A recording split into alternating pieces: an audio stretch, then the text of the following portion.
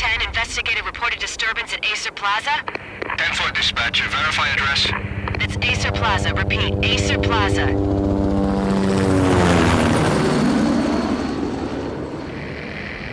Shots fired on the rooftop. An assault in progress at Acer Plaza. Repeat, an assault in progress.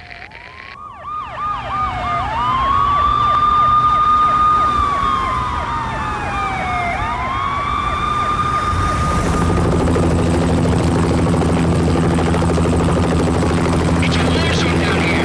1085 dispatcher, need additional units. Additional units now. Officer in danger. Officer in danger. 10-5, please repeat. 10-5, all units, emergency. Officer in danger, Acer Plaza. Repeat, Acer Plaza, all units. They were all dead. The final gunshot was an exclamation mark to everything that had led to this point. I released my finger from the trigger, and then it was over. To make any kind of sense of it, I need to go back 3 years. Back to the night the Payne started. I was still on the force back then. NYPD, Manhattan, Midtown North Precinct, Hell's Kitchen. So when are you coming to work for me, Detective Payne? You'd make me work undercover in some hellhole. Sorry, Alex.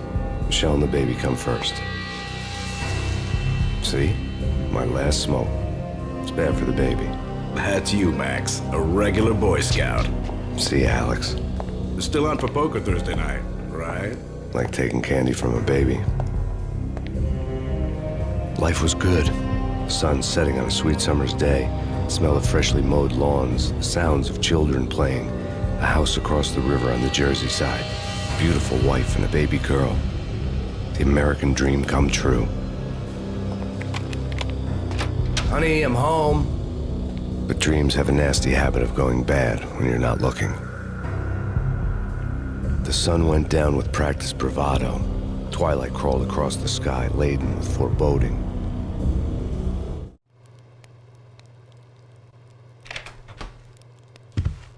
Michelle, honey, anybody home? I didn't like the way the show started. They'd given me the best seat in the house, front row center. What the hell? Something ugly had been tattooed on the wall, a map of things to come. It was a poisoned syringe, a magic tag full of diabolical meanings.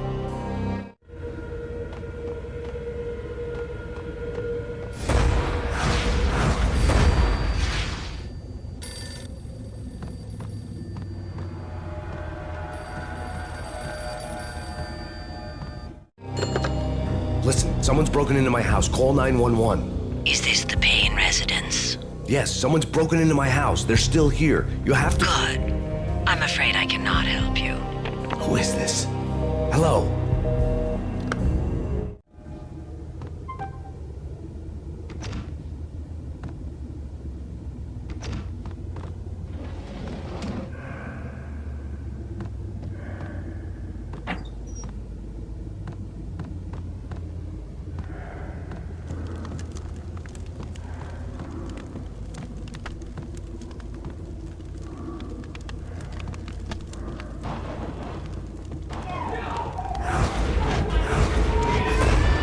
Michelle!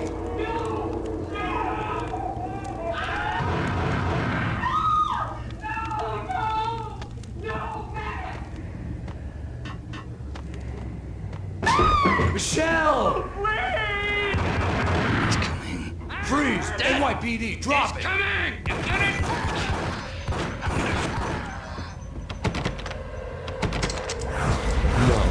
No, please God, no.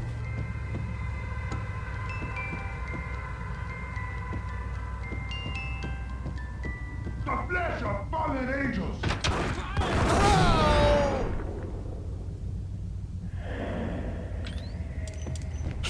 No, God, no, please, Michelle.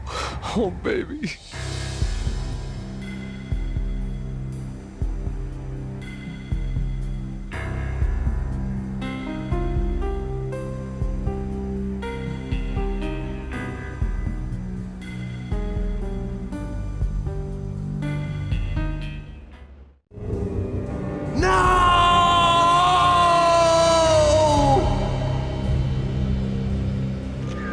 was 3 years ago. Everything ripped apart in a New York minute.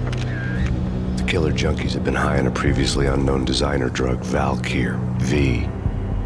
After the funeral, I told Alex I'd be transferring to the DEA.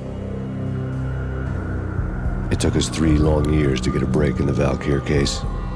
Then, finally, 2 months ago, a dime dropper tipped us off that Jack Lupino, a mob boss in the Punchinello crime family, was trafficking.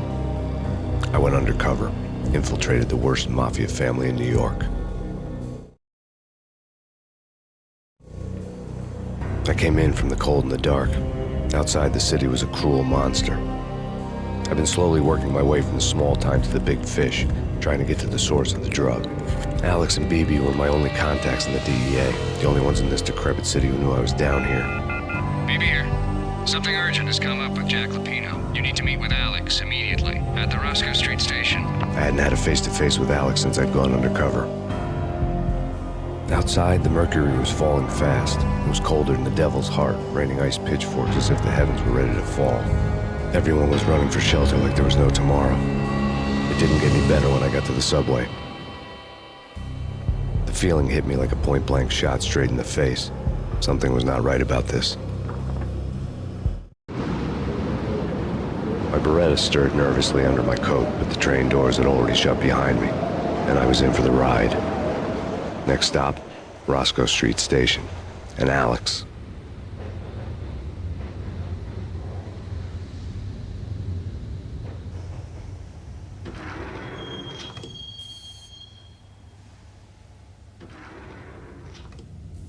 The station was drenched in gloom. Alex was a ghost, nowhere to be seen. I'd have to look for him.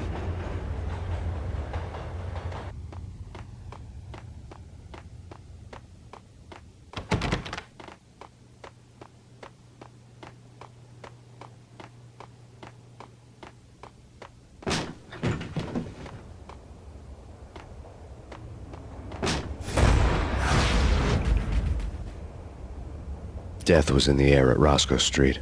I'd have to find Alex fast.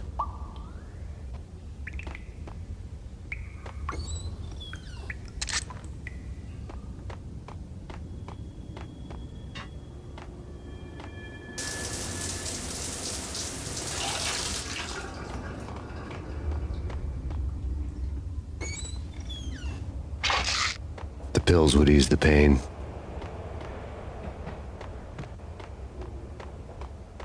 Wasn't Jake supposed to take care of this? He and Mickey are having too much fun taking... Hey!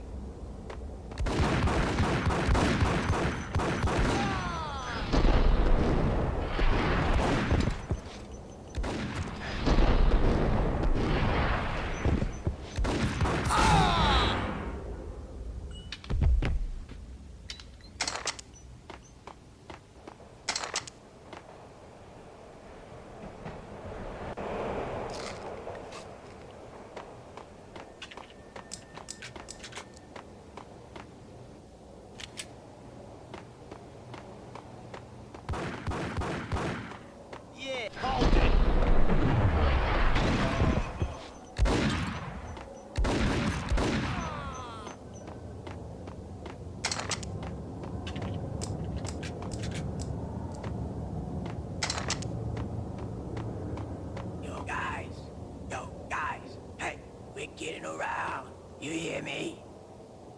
What is this, a joke? Hey! Anybody? Hey!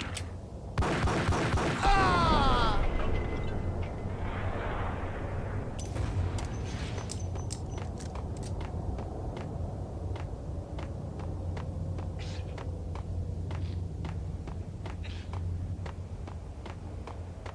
What the hell?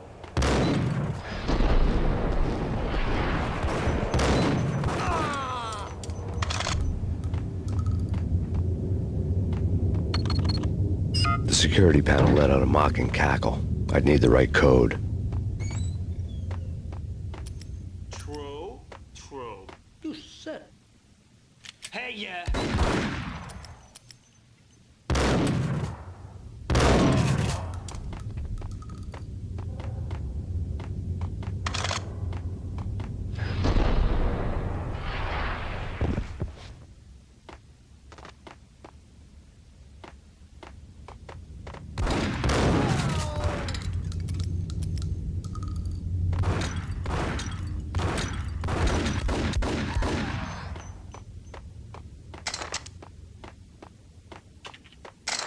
While looking for Alex, I had ended up in the middle of a big-time crime operation.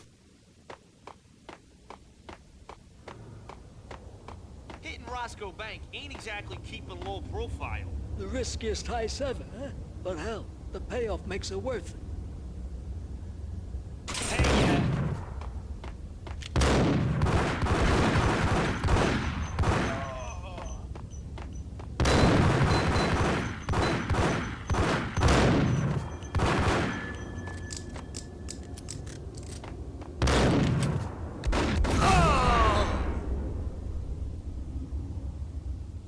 The gate was locked. I would have to find another way to get to the tunnel.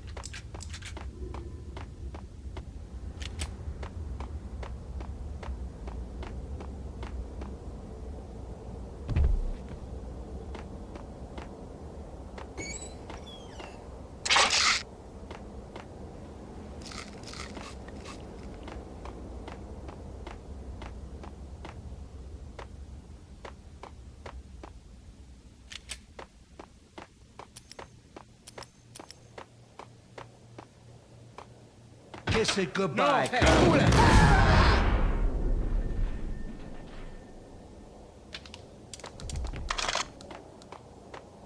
You saved me, man. What's going on here? A massacre.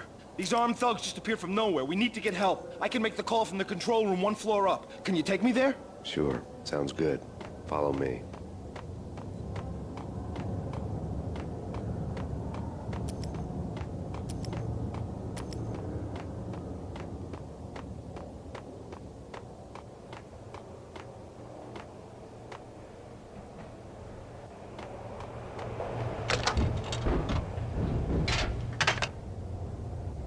Home free. This way. hey! Look out!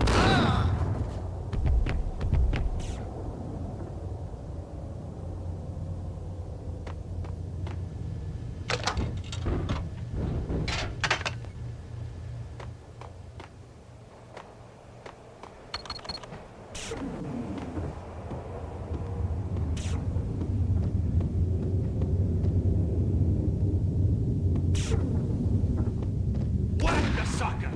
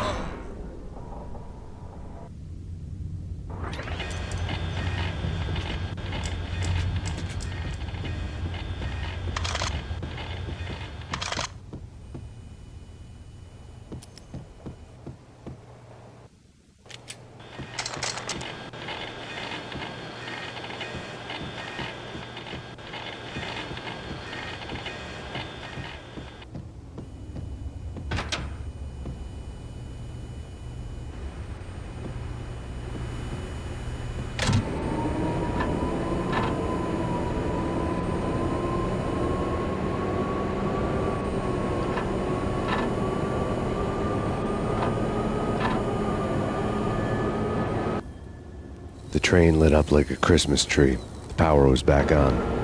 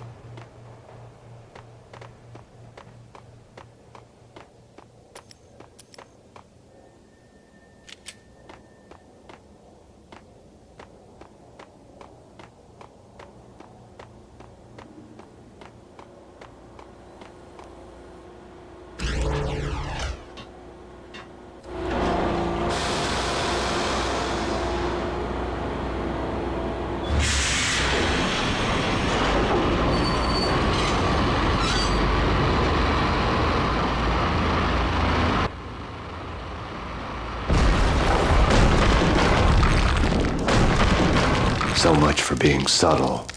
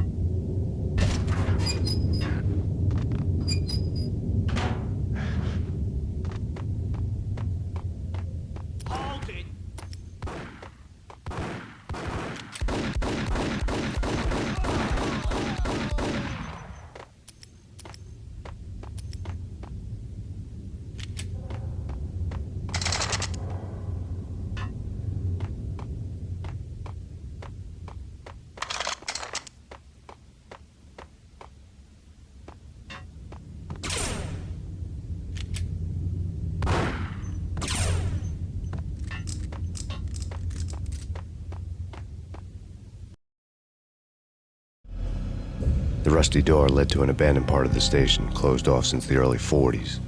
Something big was going down in Roscoe Street. Maybe that's why Alex had wanted to meet me here. Maybe not. One way or the other, I was gonna find out.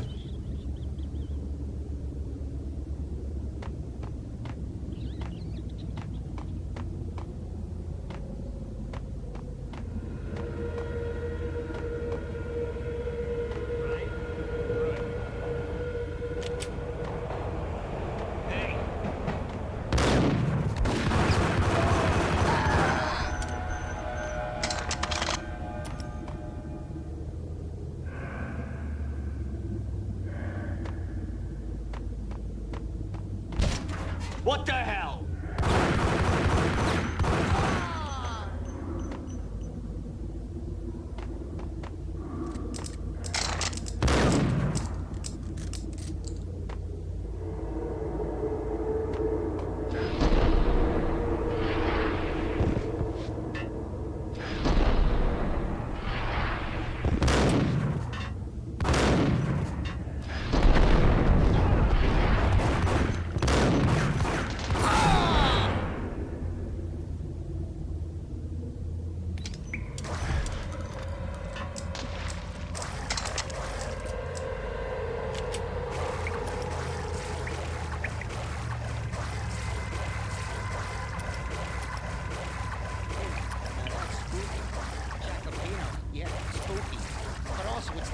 Failure count is rising. Yeah, I wouldn't joke about it if I was you. Yeah? The station's not secured. Someone decided to play hero upstairs. That's all we need.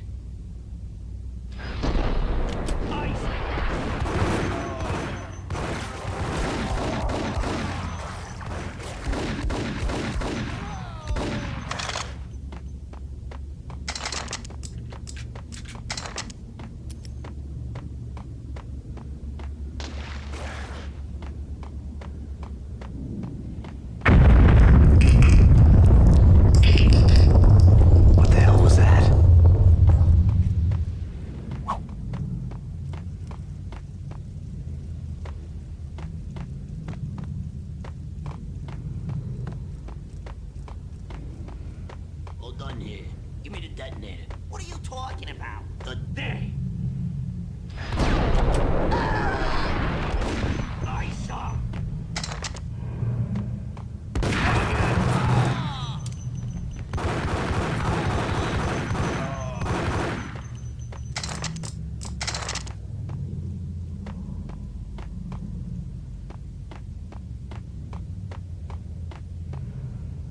The door had been welded shut ages ago and the bomb was missing a detonator.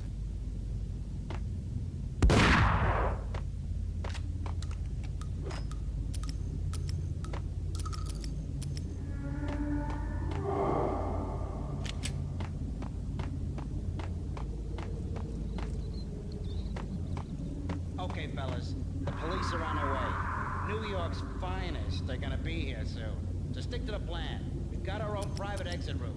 In and out, do your thing. Wham bam, thank you, man.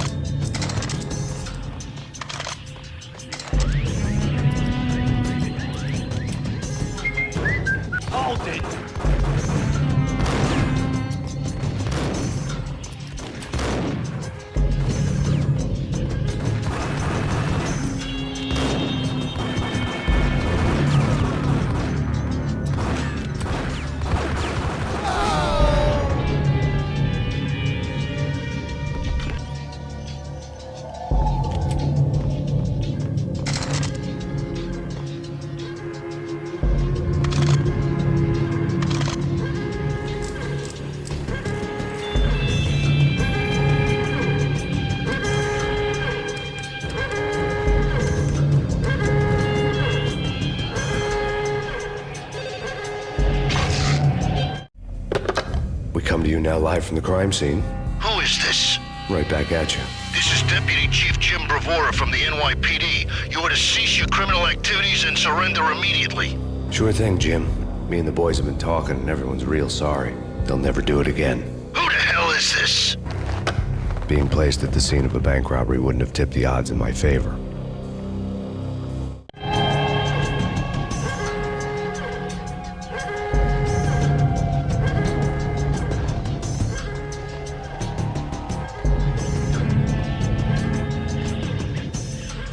The bank robbers had left their tools on the table.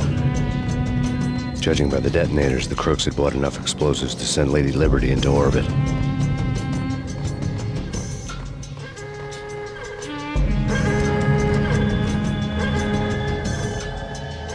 The bank robbers' score lay on the table. The bank robbers had been after Acer Corporation bonds. The Acer success story had recently been on every channel and on the cover of every magazine.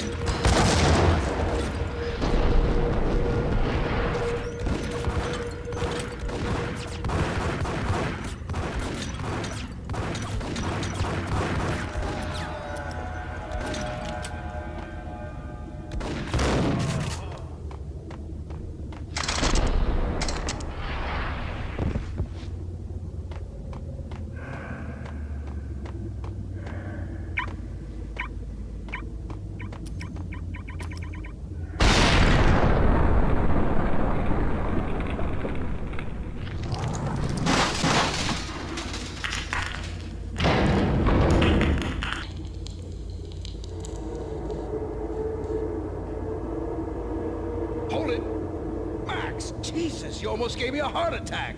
I nearly shot you. Alex, am I glad to see you. What the hell's going on? There are more corpses here than at the city morgue. It's an armed robbery. A tunnel job straight to the Roscoe bank vault through the old station road. Is this why? This is Lupino's gig? This is Lupino's doing? Lupino's men? Really? You sure know how to pick a place? Get me through? No, it's locked. We gotta get out of here. If it's Lupino, it's...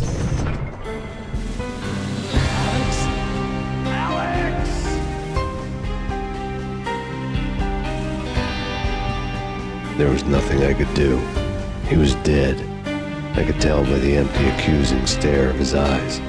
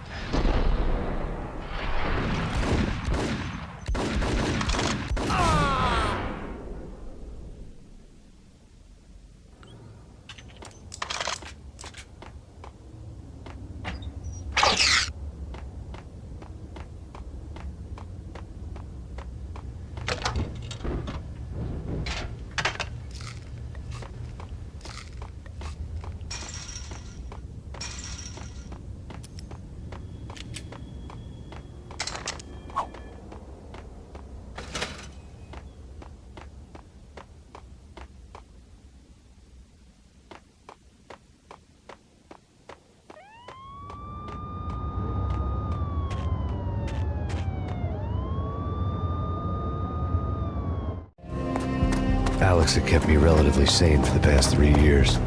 Now I didn't know how I felt. Somehow he had stumbled upon something big and ended up stepping on Jack Lupino's toes. Lupino ran his racket of sex, drugs, and contract killings from a sleazy hotel in a slum block of tenements. The NYPD was closing in. I could hear the sirens. Their wail was a crescendo. Lupino thought he could get us by taking Alex out and leaving me to take the fall for it. All he had gotten was my attention. I went for the hotel first. It was a sad old thing with flickering lamps and faded colors, cheap mobster punks and tired-eyed prostitutes. I walked straight in, playing at Bogart like I'd done 100 times before. The place was run by a couple of murdering mobsters with shark smiles. The Finito brothers. Ladies and gentlemen, it's the Payne in the butt. Payne to the max. You're killing me. Did you make that up yourselves, or you get some wino downstairs to come up with it? Don't answer that. A rhetorical question. I got something for the boss. Lupino around? That kind of depends on who's asking. A friend or a junk squad plan. Don't answer. It's one of them, how do you put it, rhetorical questions. Lupino ain't here, but he said bye. Lupino wasn't in his cheap hotel. Instead, I ran into the Finito brothers. My cover had been blown, the door slammed shut behind me, and then I was dodging bullets like raindrops.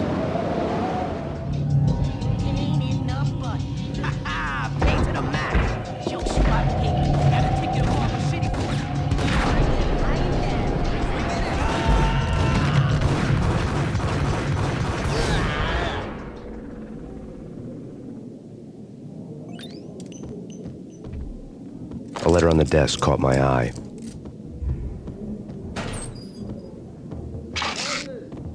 Everything all right? Bosses? I had met Lupino only once. The gangster ran all his rackets through his right-hand man, Vinny Gagniti. Gagniti was a high-strung whiner on the verge of breaking apart, like an overamped Energizer bunny. He had the brains to run the business, but he lacked the balls, always falling short, taking his frustration out on underage addicts and call girls. The V deal goes down at your hotel. Jack's exact words, quote, "Vinny, you're in charge of this one," unquote. Rico Muerte's coming to see it through. Anything goes wrong and everybody's gonna get dead. Goes double for you. Treat this guy real good. Anything he wants, you give him. Don't screw this up or you're finito, finitos. A V deal meant added security, locked doors, lots of nervous thugs with itchy trigger fingers. I'd seen nothing coming in, but that didn't mean it hadn't been there. Rico Muerte was a regular Kaiser Soze, a spook story told to keep the apes in line. 313. The Finitos had scribbled Muerte's room number on the note's margin. Joey, Vigilio, you all right in there? They're not answering. Call the others. Tell them to come quick. Okay, but we can't wait for them. We gotta go in now. Bosses, we're coming in. It's Payne!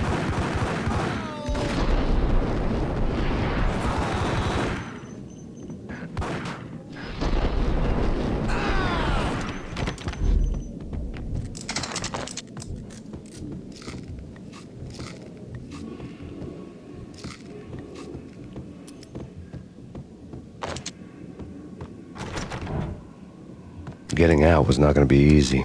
The staircase was locked and the elevator had been busted for a decade or more.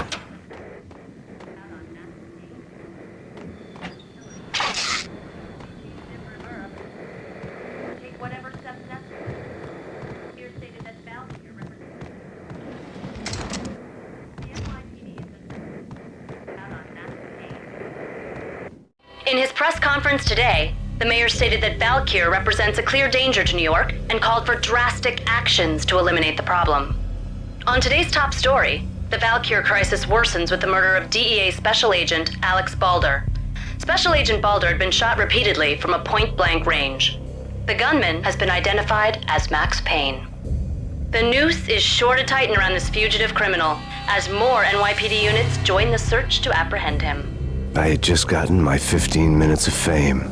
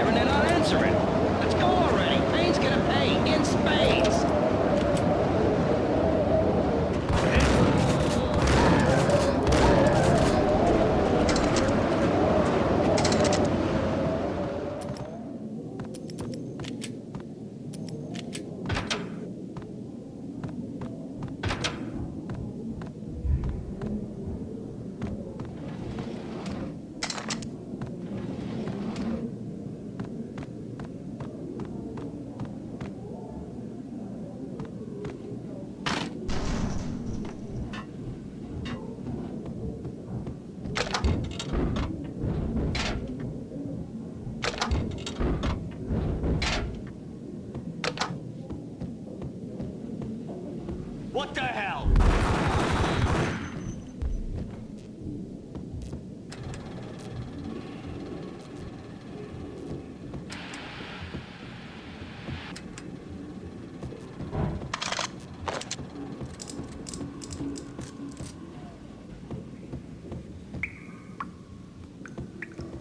Previously on Lords and Ladies.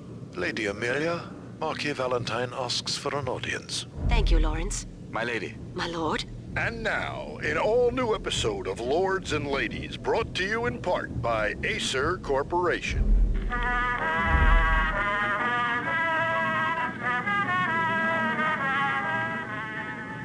My lady. My lord. My lady, there is a matter of great importance I must bring to your attention. My lord, there is?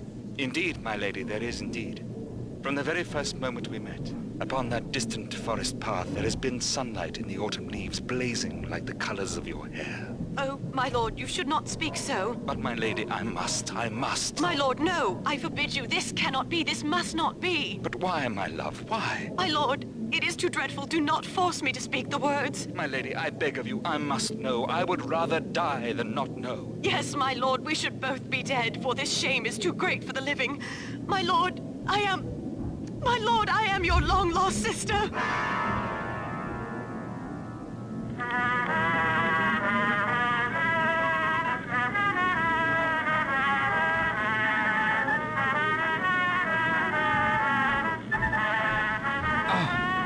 Lady Amelia, so tragic. Will they ever get together? Hold it!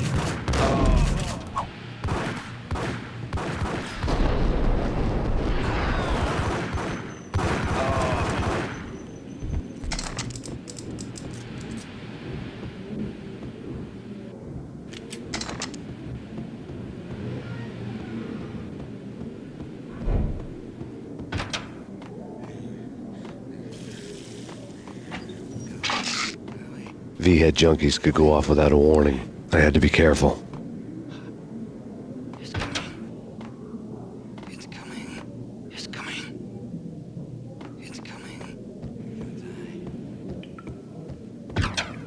There he is!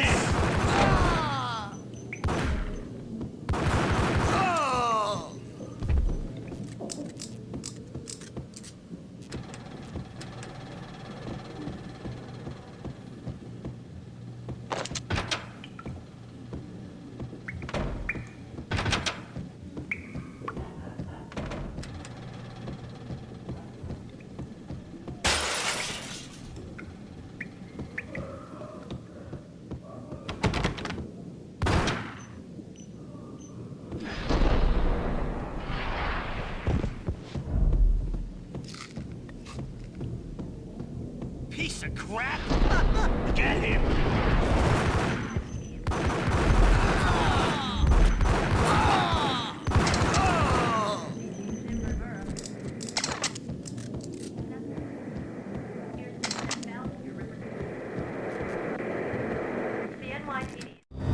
Tonight, the city's fight against the nightmare drug Valkyr took a turn for the worse as DEA Special Agent Alex Balder was found brutally slain at the Roscoe Street subway station.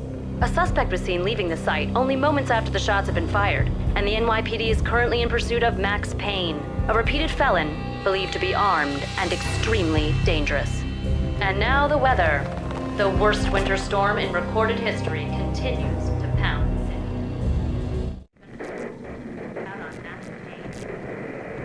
Killer storm. Chief Jim Rivera. Take whatever steps necessary. Here stated that Valkyr represents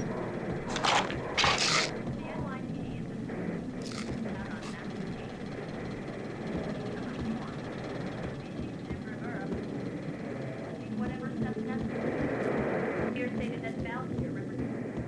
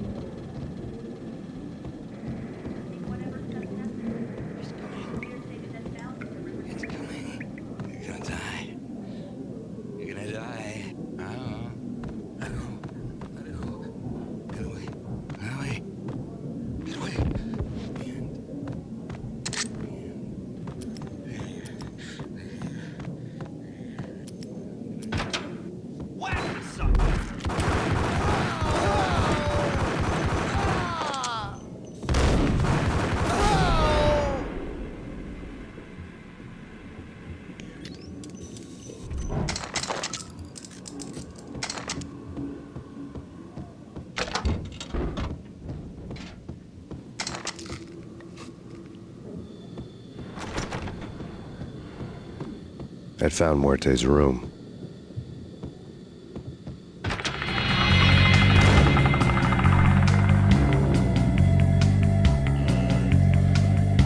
Muerte had received a letter.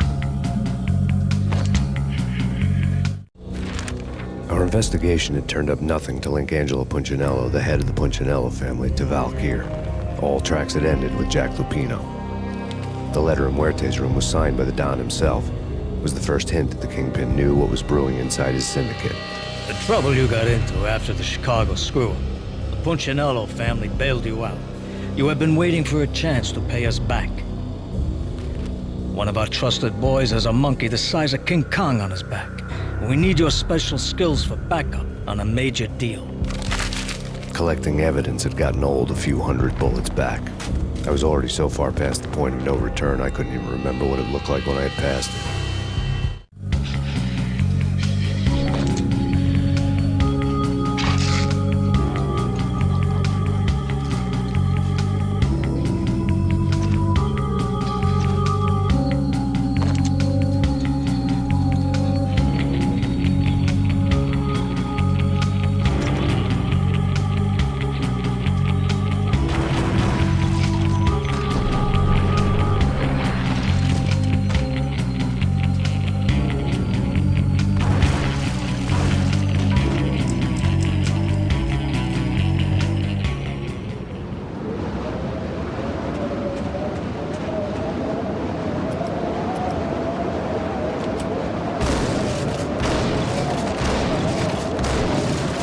I didn't want to know what had happened here. It was not a pretty sight.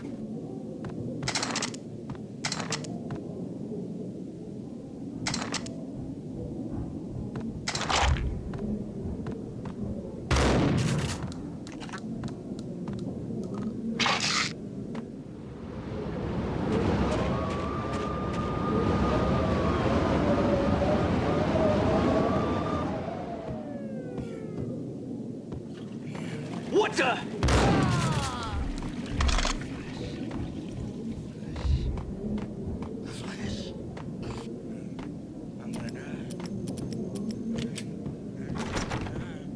It's coming. Did you hear something? God, oh.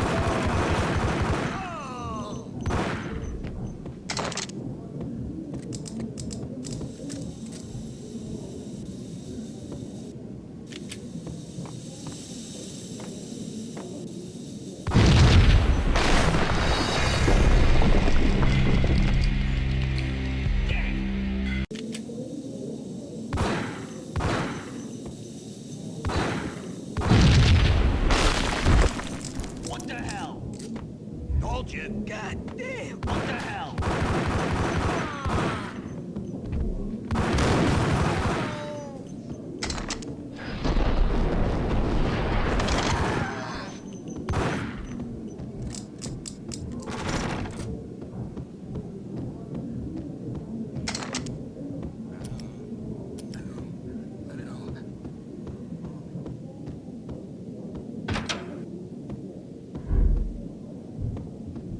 The hooker had left her diary on the table.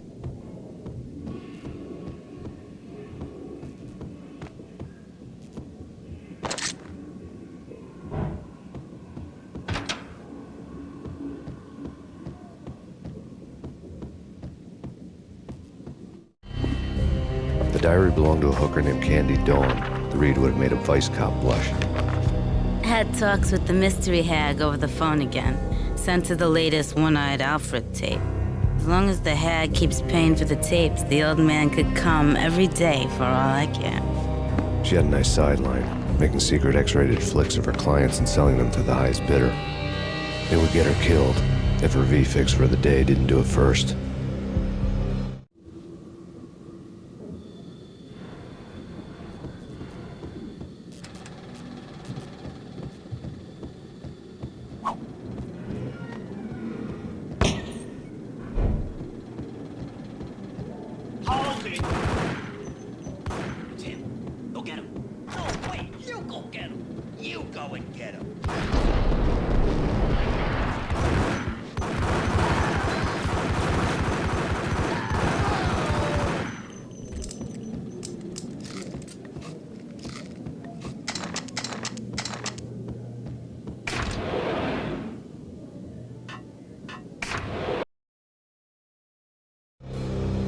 The old service elevator rumbled down to the bowels of Jack Lupino's hotel.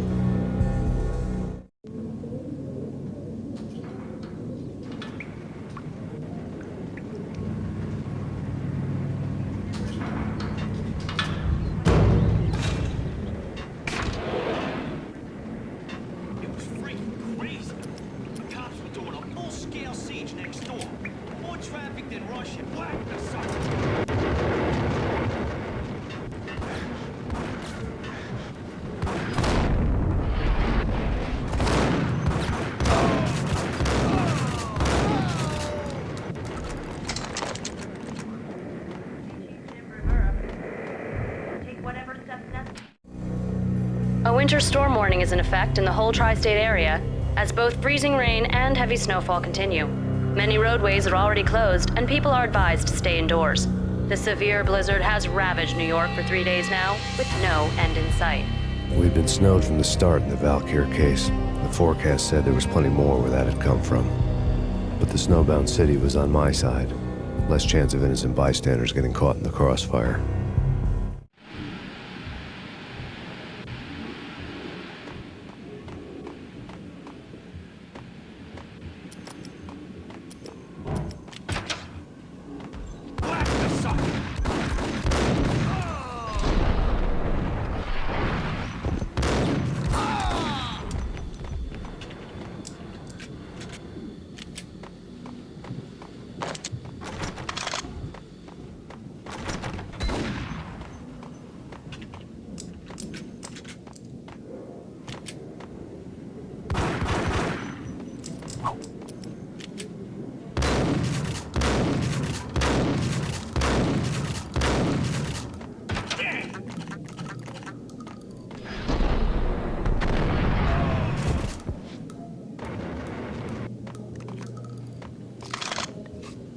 Exhibit number 1, a newspaper.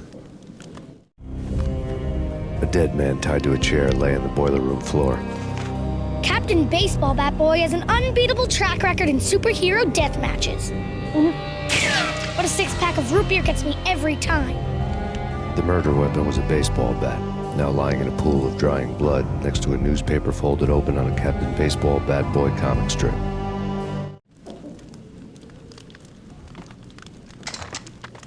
Take vampire movies. Why are they always set in L.A. or Mexico? They can't even get a tan. If I was a bloodsucker, I'd move to the North Pole. There's one long night. Yeah, and what would you eat? Suck blood from penguins? Nah, Eskimos, man, Eskimos.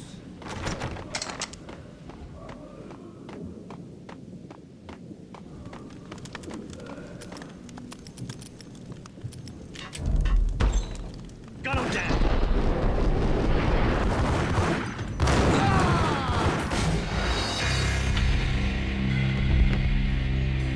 Why are they always set in L.A. or Mexico? They can't even get a tan. What?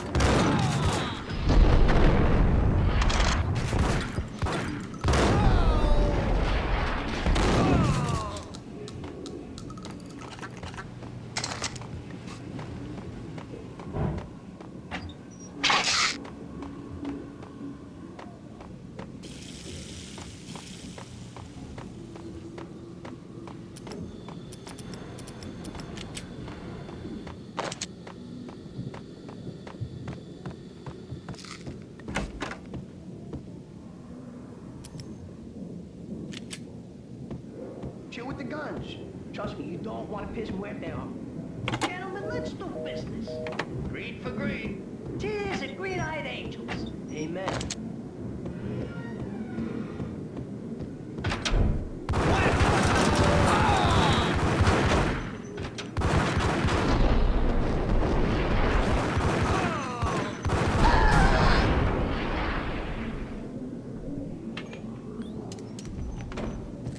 A lifetime ago, this would have gone down as a narcotics arrest.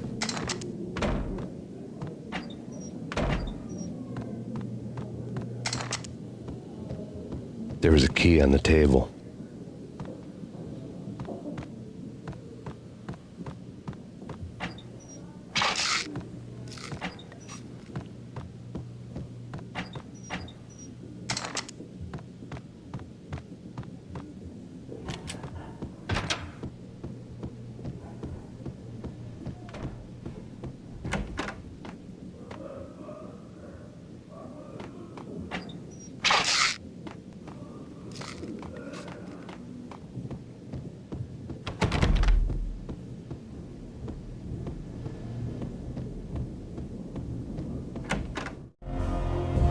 Two mad dog killers, ready to murder each other. They step into the next room, and I'm thinking, now they're gonna do it. But no. They sit down in front of a TV and solve their differences with a kung fu fighting video game. I tell you, Candy, I was so depressed, I strangled them both with the video game cables. Oh, Rico, you're so bad. I am, ain't I? Rico Muerte, big-time hustler. Who the hell? It's that cop. Muerte went for his gun.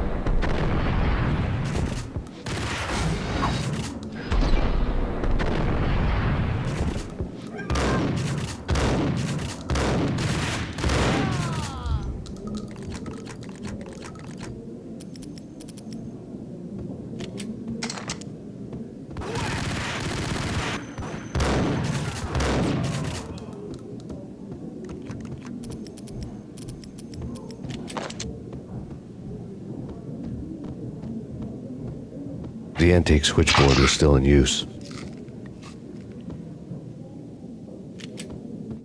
There was an old telephone switchboard in the back room of the reception area, the kind that made phone tapping child's play. It wasn't hard to picture a fat pimp sweating with headphones on, listening to his hookers talk dirty and fake orgasms over a web of party lines, the blood veins of New York. Right now, there was a different set of moans and groans going on. Boss, good evening. This is Max Payne. He came, started capping us. He killed him. Are you freaking kidding me? He's just one lousy cop. You better be freaking kidding me. Whack him. What's the freaking problem? Hello? Answer me. Hello? The word was out. A deadly virus released into the city's corrupt circulatory system. Something wicked this way comes. Max Payne at large.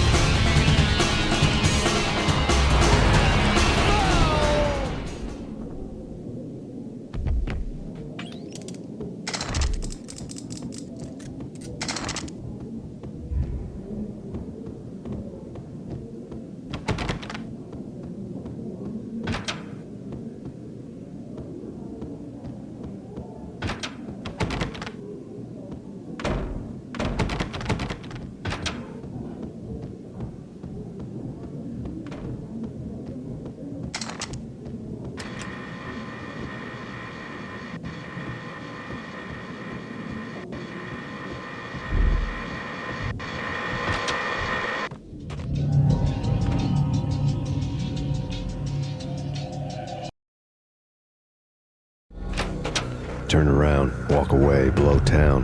That would have been the smart thing to do. Guess I wasn't that smart. Lupino's tenement buildings were a seedy hangout for all kinds of sleaze. A liquor store, a pawn shop, a laundromat full of mobster bookies and loan sharks. The list went on. The how and why of it was a mystery to me, but they knew I was a cop. They knew I was coming, and they were going to get real trigger-happy about it. I got to see Lupino's hangout all lit up. A bomb went off, turning snow into liquid gold. A pillar of fire lifted the remains of a car straight up into the air. The flames were highlighted on the hood of a black Mercedes-Benz as it coasted down the street real slow, as if the driver didn't have a worry in the world. I got a good look at the man riding shotgun. It was Vladimir, the head of the local Russian mob, the fly in Don Punchinello's soup. The ringing in my ears was the sound of a mob war being waged.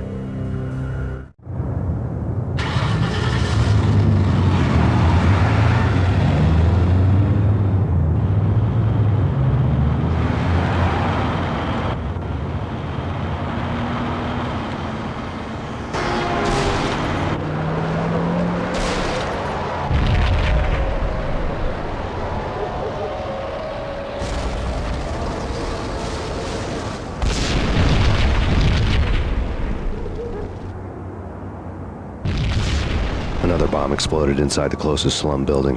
It was a lucky break. The goons inside were spooked, but luck always came with a price tag. More bombs could still be ticking inside, and the cops would already be on their way. Jack Lupino's suite was on the top floor. At least it used to be, before the explosive makeover.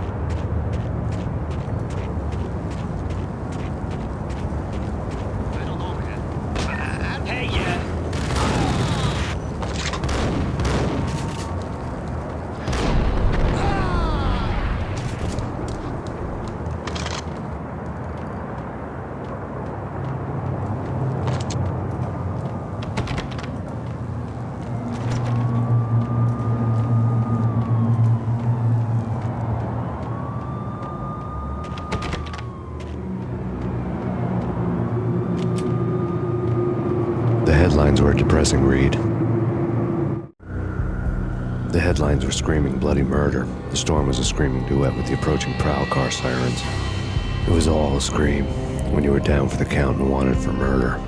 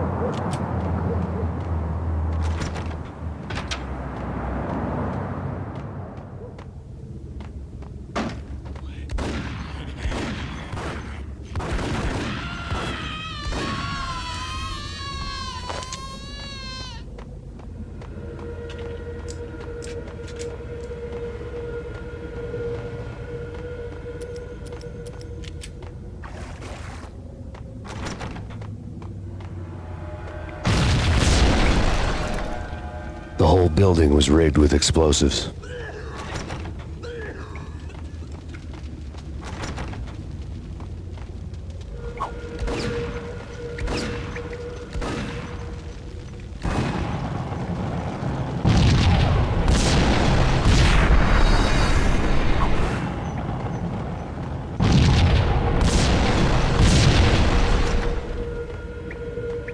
Hold it!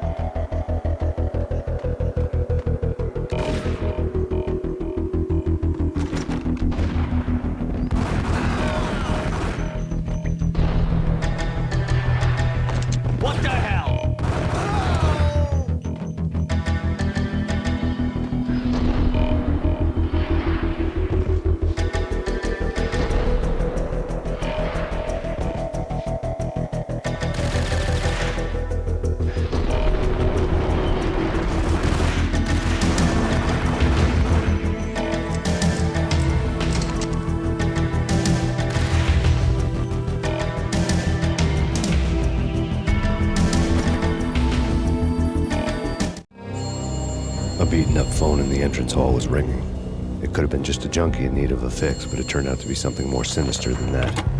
Am I speaking to Mr. Payne? Who wants to know? My name is Alfred Woden. You must hurry. The police are on their way. Tell me something I don't know. They know you're there. How? And what's it to you? I will contact you again. The cops arrived, sirens singing in the off-key harmony of a manic-depressive choir. I had a few minutes while the SWAT team would go through their usual routine.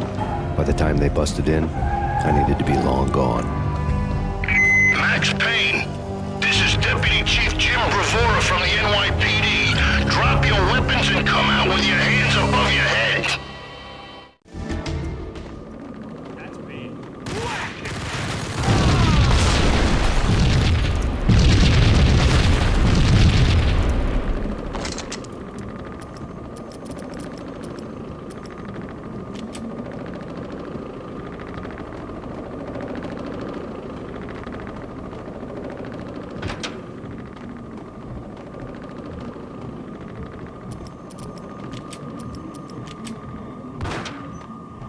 Someone had left a letter on the counter. Suddenly it all made sense. The bombs, the Russian mob boss making an appearance in person. Gognitti was his usual self, all talk and no walk. After our hit, the Russian has only a couple of guns left, and they can be bought. There's no freaking way he has the guts to try anything after that. As it turned out, the Russian had plenty of guts. One thing you could count on, you push a man too far, and sooner or later he'd start pushing back.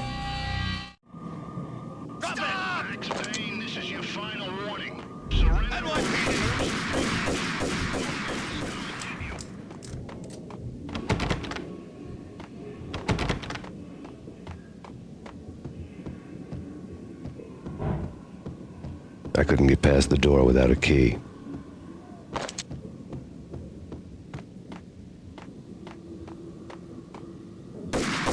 There was a key on the shelf.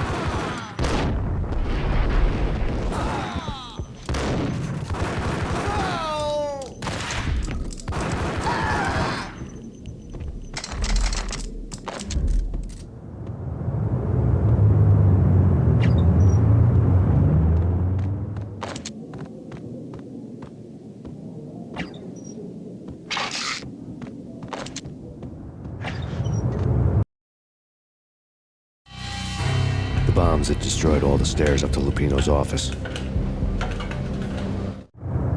The alternate route led there by way of adjoining rooftops.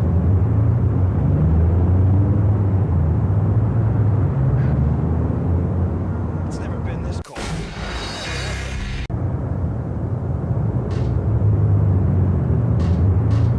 It's never been this cold. Never ever. It's like the sky's falling. Yes, sir. It's the end of the world as we know it. And I don't feel fine. I don't feel anything. Not a thing. I'm freezing my butt off.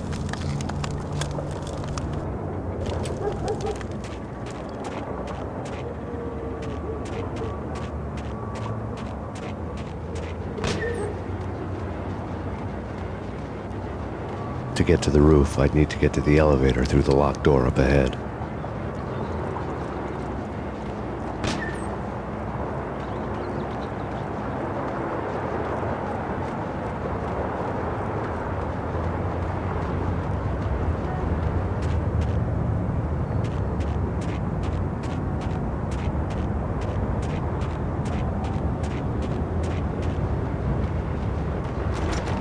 Pizza delivery. Never seen you before. Buzz off, Joker.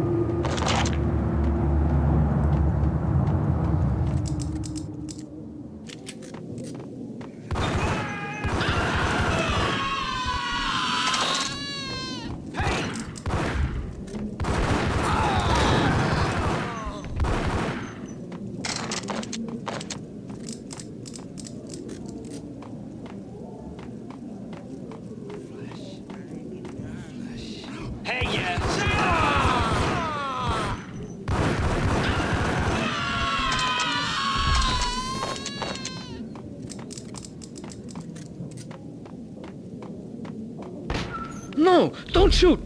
You know the clowns at the laundry? Me? No. You're no good to me then. What? No, the laundry, yeah. I know him, yeah.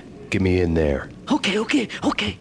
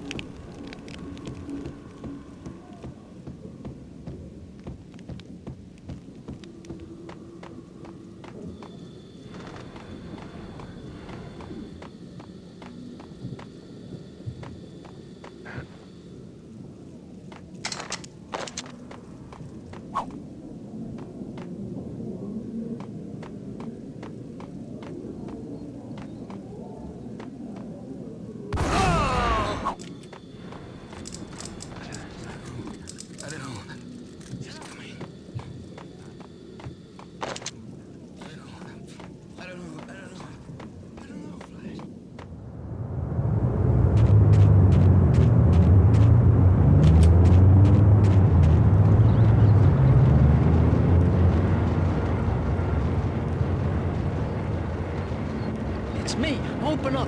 Let me in, quick. Not so fast. The password. John who? Come on. Okay, John Woo. All right. Come right in.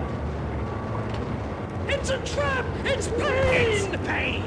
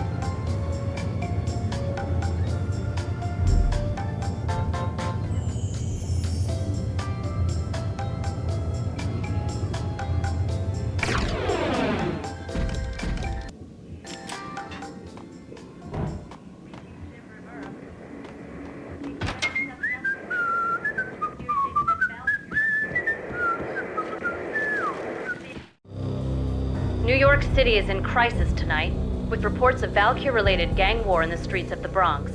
Apparently, Max Payne, wanted for questioning in connection with the slaying of a DEA special agent earlier tonight, is waging a one-man war against his former partners in crime. Among the list of casualties so far are notorious mafia members Joey and Virgilio Finito, as well as Rico Muerte, himself a fugitive from the law, and a suspect for several murders in the Chicago area. The NYPD has been placed on full alert. A citywide APB has been put out on Max Payne. Deputy Chief Jim Rivera has promised to take whatever steps necessary to bring him to justice. What those steps may be remains to be seen. For CNN TV News, this is Kira Silver. Damn!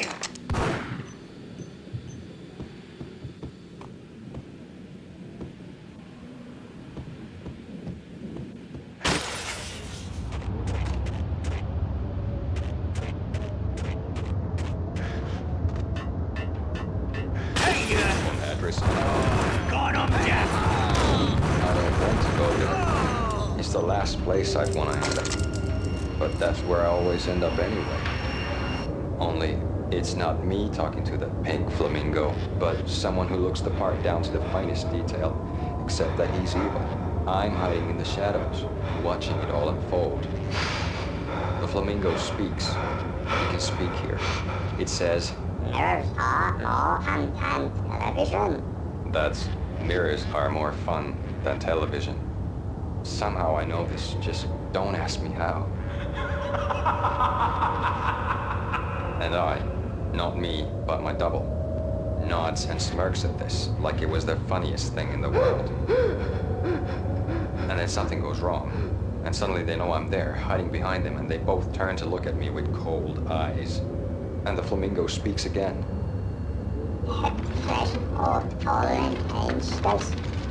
I have no idea what that means.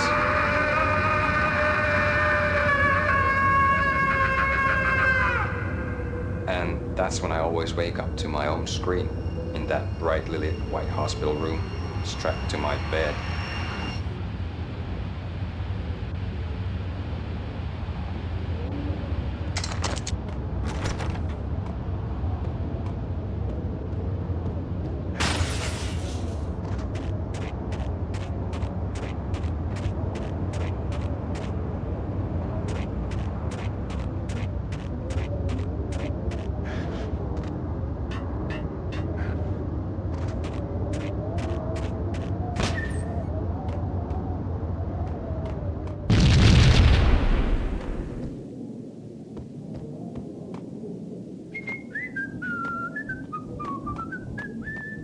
Red, blue, or green? It's always red.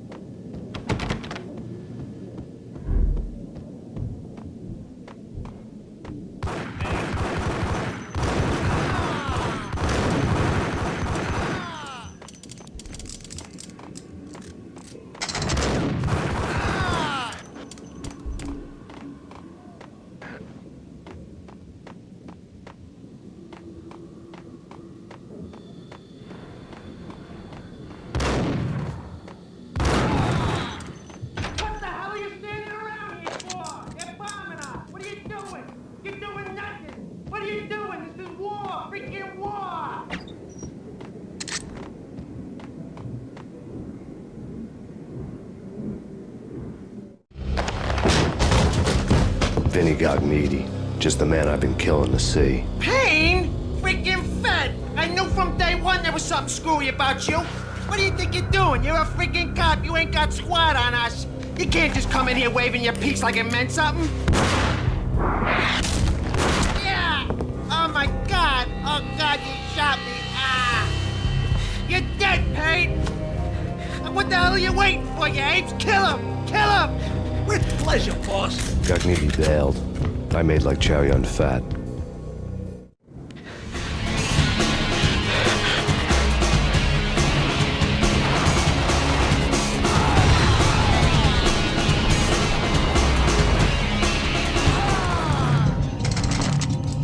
A crumpled letter lay on Gognitti's desk. The letter was addressed to Don Punchinello, but Vinny had never had the nerve to finish it. Jack's gone voodoo. Just the other night, he shot Dino because he wanted to see what his brains looked like splattered on the wall. He's a freaking mad dog.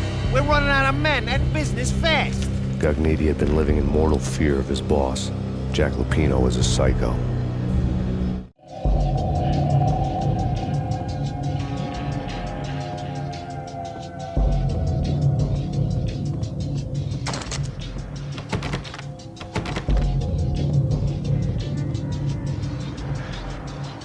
Vinny Gognitti was running scared. He could run, but with a bullet in his stomach like a broken bottle of Tabasco, he was quickly running out of time.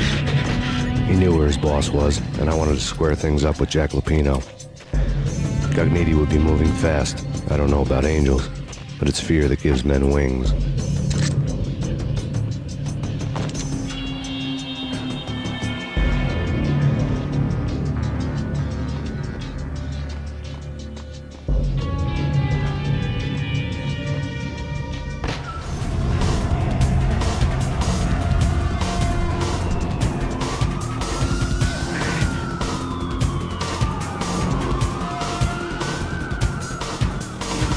he hitched a ride. To catch him, I'd have to follow his lead.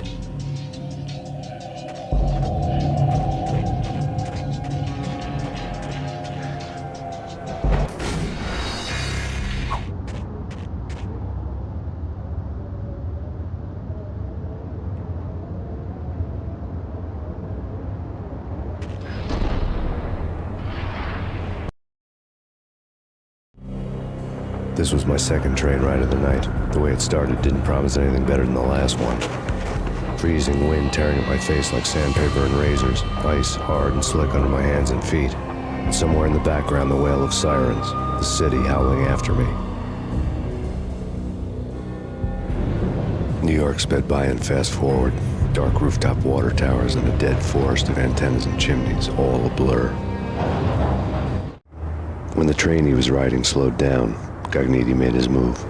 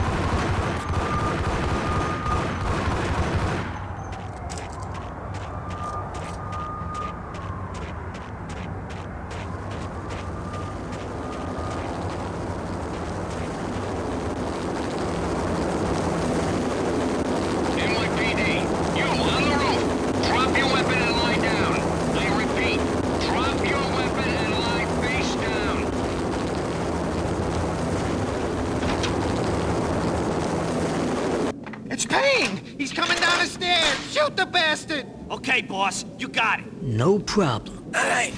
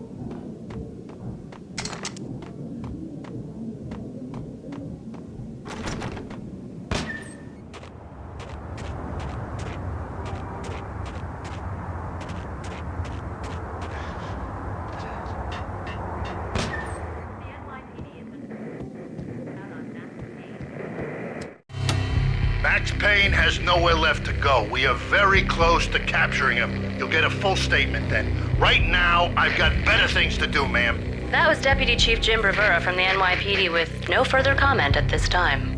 Apart from his suspicious food habits, I figured Bravura to be one of the good guys.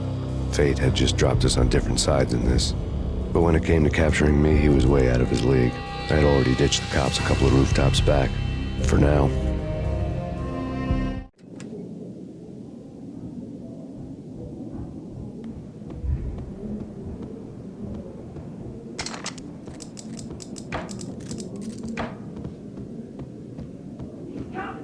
I can hear him. Ready? Keep it up. Pointing at the door. Okay. This is it. Any moment now, Payne's gonna bust through that door with murder in his eye. Whack!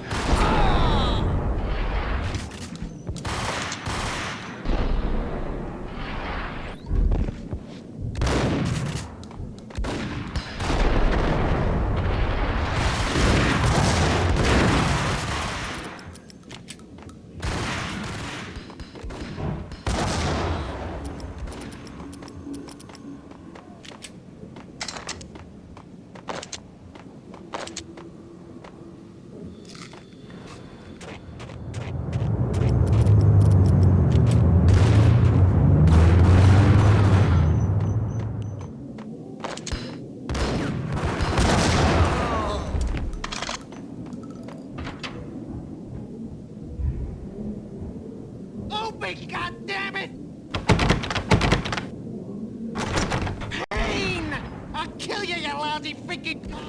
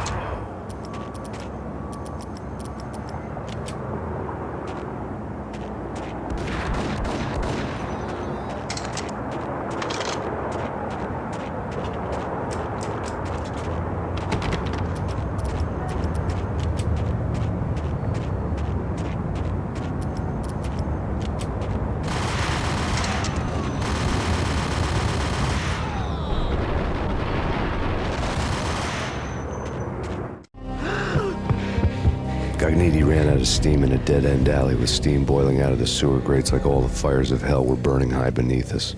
It was shakedown time. Where's Lupino? Screw you! Bad start, Vinny. Ah! Police brutality! I rate pretty high on that. You can't just hurt me in cold blood? Just keep telling yourself that. Listen good, Candyman. I'm not gonna be anybody's fall guy. I want to know where your boss is hiding. There was no glory in this. I hadn't asked for this crap. Trouble had come to me in big dark swarms.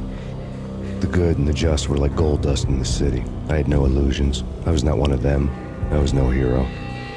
Just me and the gun and the crook. My options had decreased to a singular course. I'll tell you, just don't hurt me no more. Lupino's at Ragna, the nightclub. Book me, take me, haul me to the freaking jail, just don't hurt me. Your rights will be ready at your funeral. Ragnarok was Lupino's private nightclub, a den of drugs built into an old theater. I knew what waited inside. V-head junkies ready to explode in random acts of senseless violence, and Lupino's goon squad, the worst stone-cold killers this side of hell. Ragnarok was as inviting as a headache, flickering and flashing to a machine gun beat. The belly of the nightclub was a gothic theme park that began with bondage games and led to the nasty stuff from there. As subtle with its dark message as a cop killer bullet through the heart, like father, like son, just like Jack Lupino.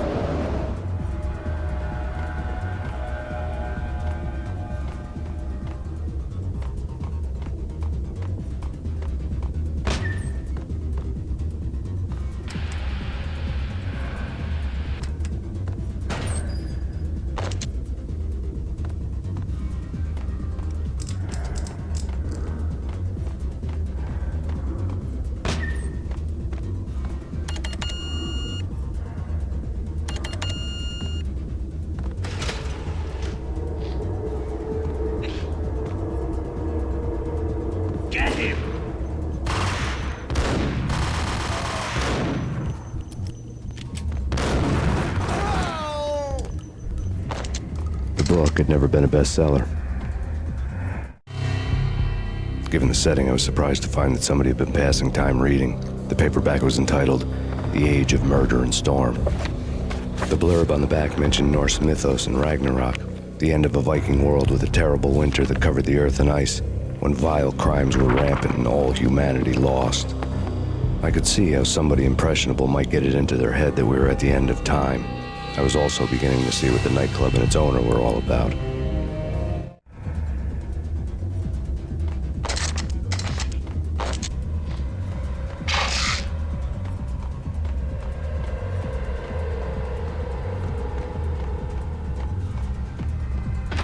It's Payne!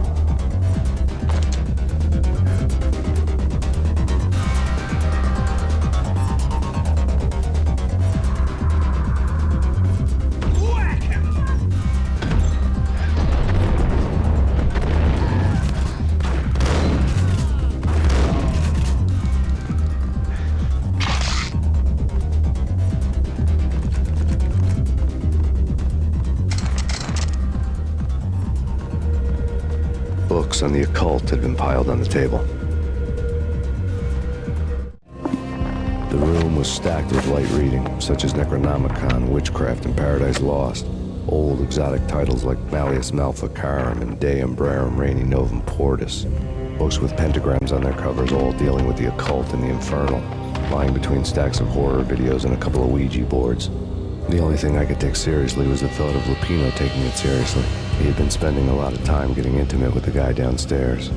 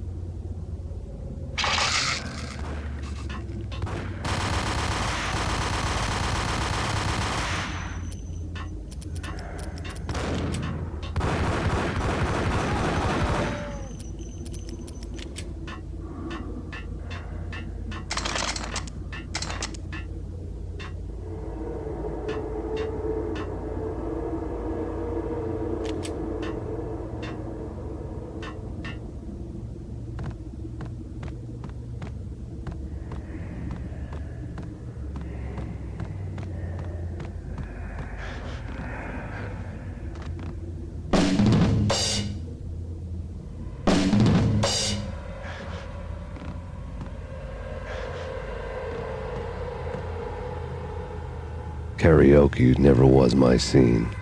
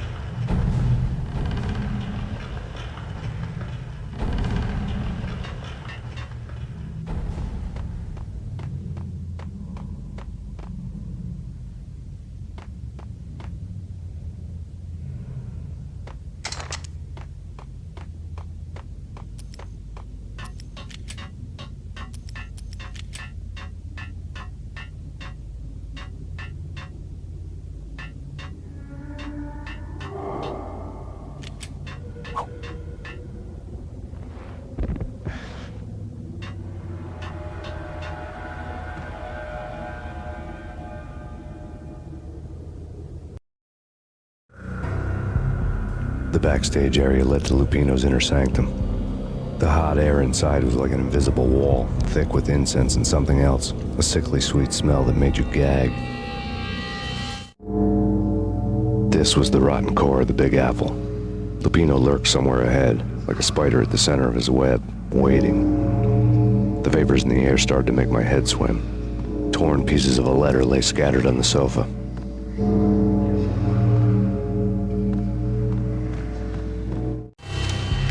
Punchinello had threatened Lupino in writing.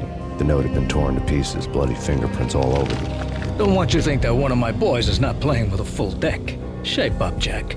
We are running a business here. I'd hate to send the trio to strong-arm you. The trio were the Don's notorious henchmen. It was obvious that Lupino hadn't been intimidated by the threat.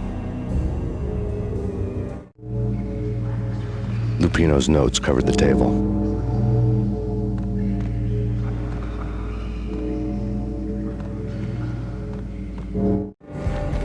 Jack Lupino was crazy, all right.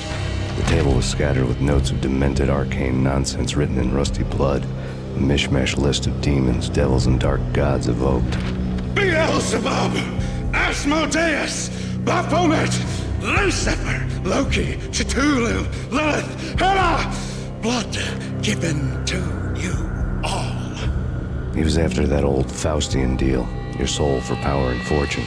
Just sign on the dotted line with your blood. Lupino's notebook lay on the pedestal. Jack Lupino was crazy, all right. Mythic wolves, let loose to devour the sun and the moon. Lupino is the wolf. I'm Mr. Beast, the big bad Fenris wolf. I'm the end of the world man, wearing the flesh of fallen angels. After Y2K, the end of the world had become a cliche. But who was I to talk? A brooding underdog avenger alone against an empire of evil, out to right a grave injustice. Everything was subjective. There were only personal apocalypses. Nothing is a cliche when it's happening to you. The flesh of fallen angels, come to me all. Astaroth, Beelzebub, Asmodeus, Baphomet, Lucifer, Loki, Satan, Cthulhu, Lilith, blood to you all! Secrets living under the skin of reality. I've seen it. The corruption of flesh.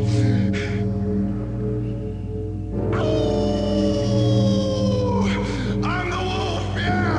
I am the wolf! It's close. It's coming. You have come. A witness to the end of time. It's now! I will rise to her side! I don't need the words! I'm beyond the words!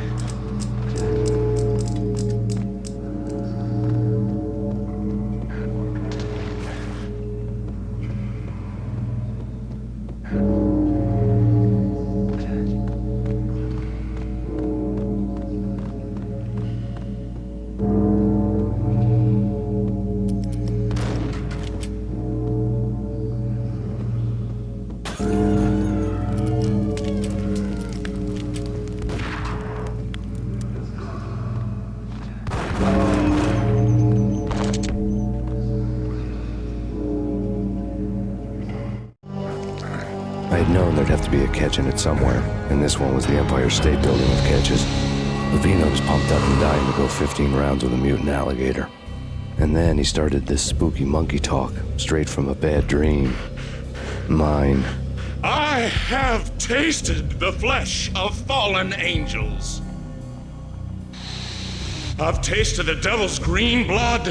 It runs in my veins. I've seen beyond the world of skin, the architecture of blood and bow and arrow. Death is coming! She is coming, and hell follows with her. This is the twilight winter. I am ready to be her son. Her time is now, and all who stand in her way must die!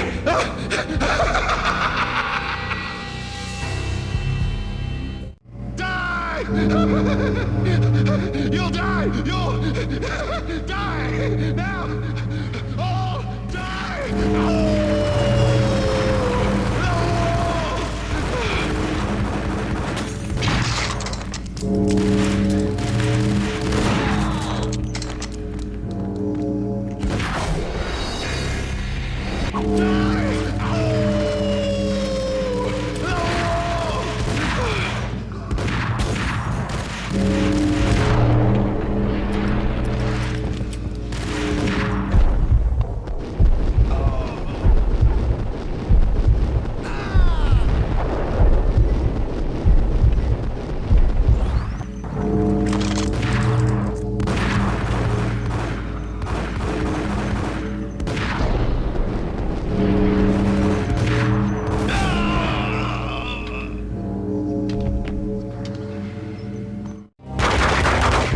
finally went down, I wanted to make real sure he'd stay that way.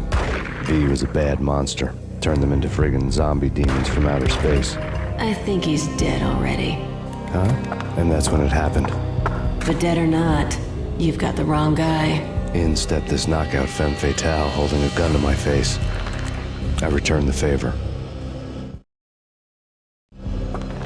Lisa Punchinello. Lisa Punchinello was the Don's wife. Mona Sachs. Lisa's evil twin. Your safety's off, evil twin. You might hurt someone with that gun of yours.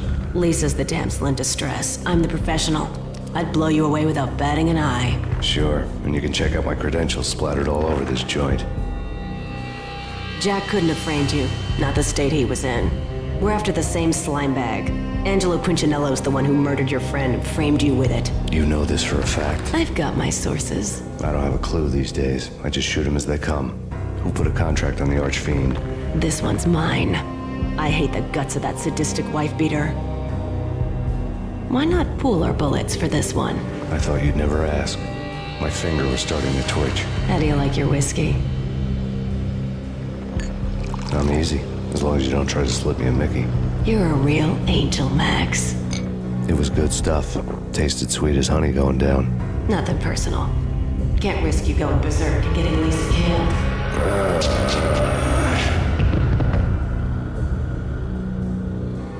The nightmare was always the same. Violent shapes moving in darkness, old and ugly. The killer's mad laughter was a riddle filled with wicked innuendo.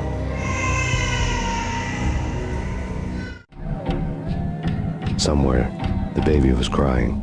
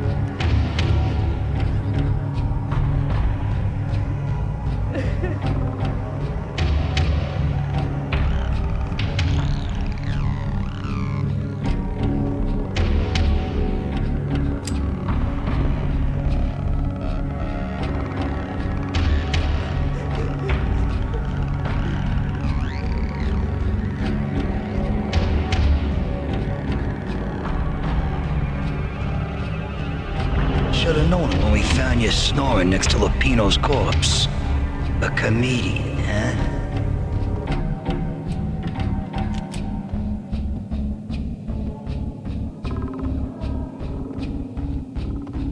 Michelle looked at me from the photo.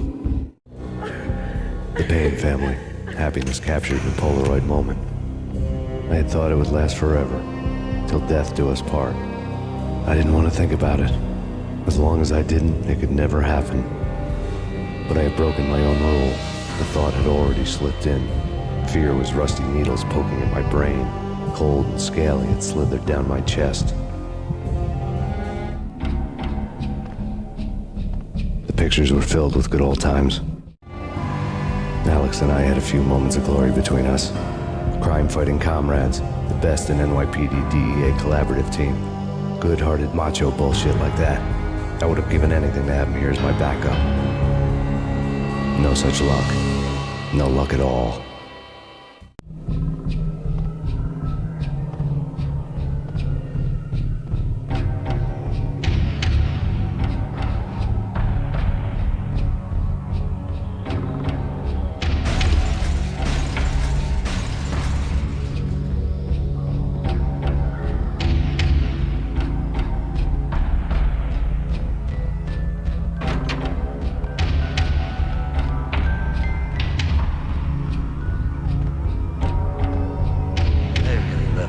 Cartoons. Captain Baseball Bat Boy's my favorite.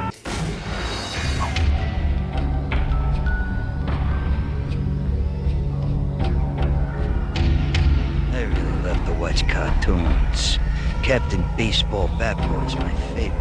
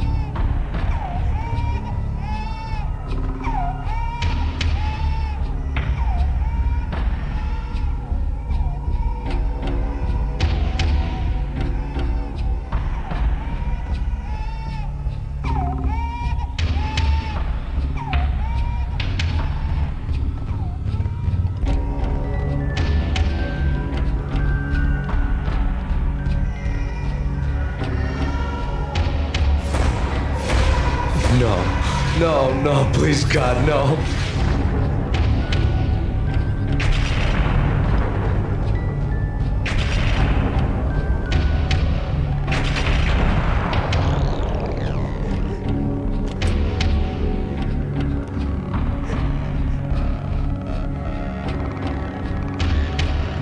Slice them, dice them, shoot them full of holes, blow them to bits, vaporize them, disintegrate them. No matter what you do, they'll still be back, good as new. Michelle's diary lay on the table. Michelle was working part-time in the district attorney's office. Her diary was open on today's entry, her handwriting all pretty curves. An army dossier found its way to my desk yesterday. Valhalla? Isn't that a Norse myth? Something about Vikings? I tried to tell Max about it, but he was busy, that cute frown on his brow. Guess it's nothing, just a mix-up at the courier service. From now on, I would always find time for her. It was a hollow promise. Too little, too late.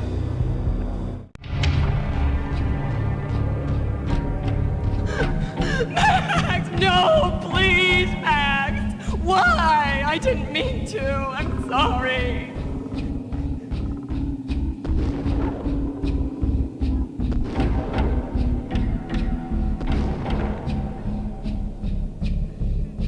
Murderer! You killed her! Nothing like that ever happens in the real world.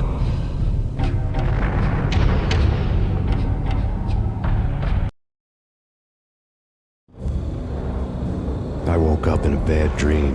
My head felt 2 sizes too small for my brain. Max Payne. I envy your name. And the killer was smiling. Pleased to meet you. I'm Frankie the Bat Niagara. Niagara, as in you cry a lot? He had a baseball bat and I was tied to a chair. Pissing him off was the smart thing to do.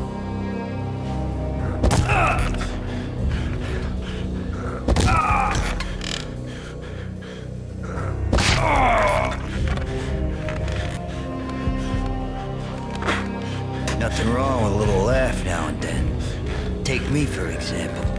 I love to watch cartoons. Cartoon violence is a fascinating thing. Let's take a break. I need to take a leak and maybe grab a cold one at the bar. Don't worry. I'll be back to finish this off. And then, it's checkout time. You play, you pay, you bastard. He swaggered out, and the door clanged shut behind him, locks clicking into place. Everyone makes mistakes. Mine hadn't been to crack jokes about the goon with the bat. He'd have cracked my skull regardless. It hadn't even been to trust a girl with a gun. I had blindly gone after the first bad guy on my hit list when I should have been aiming further up the ladder, at the head of the Punchinello family. I couldn't bring myself to be pissed at Mona. Guess I had a soft spot for a pretty face.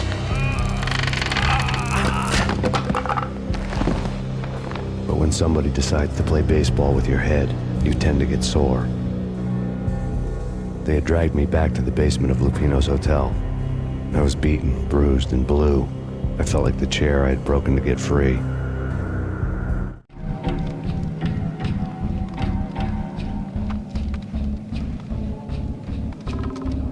All I had was Niagara's bat, sticky with my own blood. Without a gun, I'd be no match for Frankie's men. I'd have to play hide and seek with them.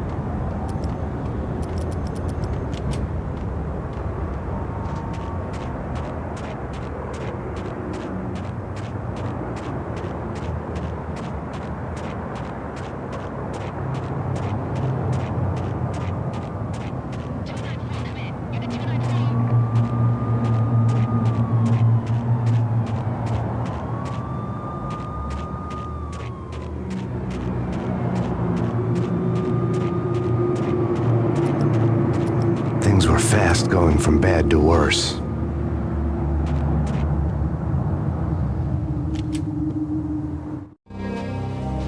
The men in blue had come and gone. They had decorated the place with chalk outlines and tied it together with yellow tape. The cops who had stayed behind were dead. Frankie, his boys, and I had the place all for ourselves.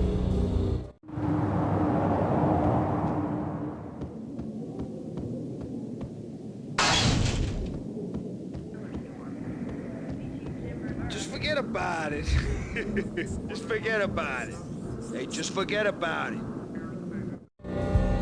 That crazy witch, you should have heard her. She was a real scream when the boys caught her trying to cap the Don. Oh, that's friggin' bad. To the trio? That's even worse than what Frankie's doing to that poor bastard downstairs. She's gonna take a long time to die. The mobster muscle on the phone was talking about Mona. Punchinello's trio were nothing but bad news.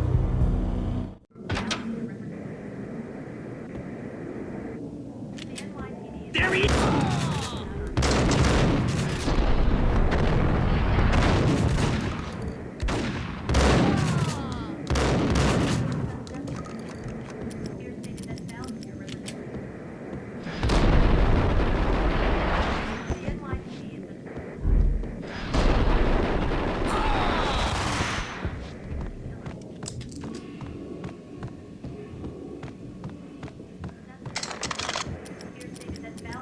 More evidence that Punchinello didn't like it much.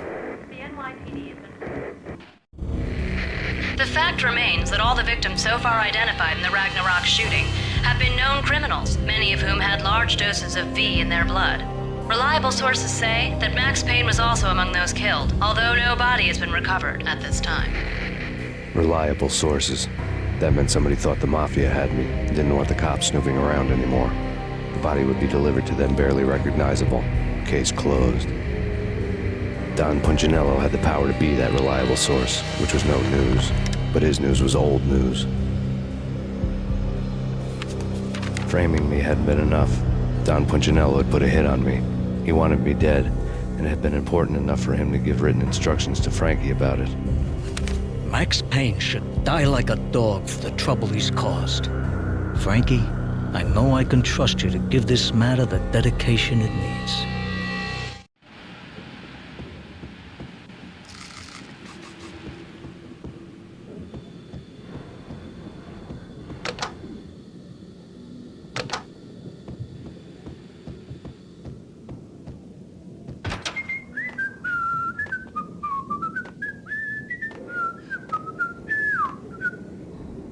Hey, yeah.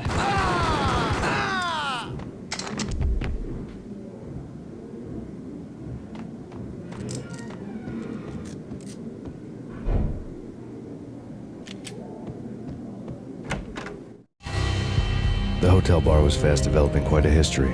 True to his words, Frankie was there, having a beer. Jesus Christ. How the hell did you get loose? Got bored waiting.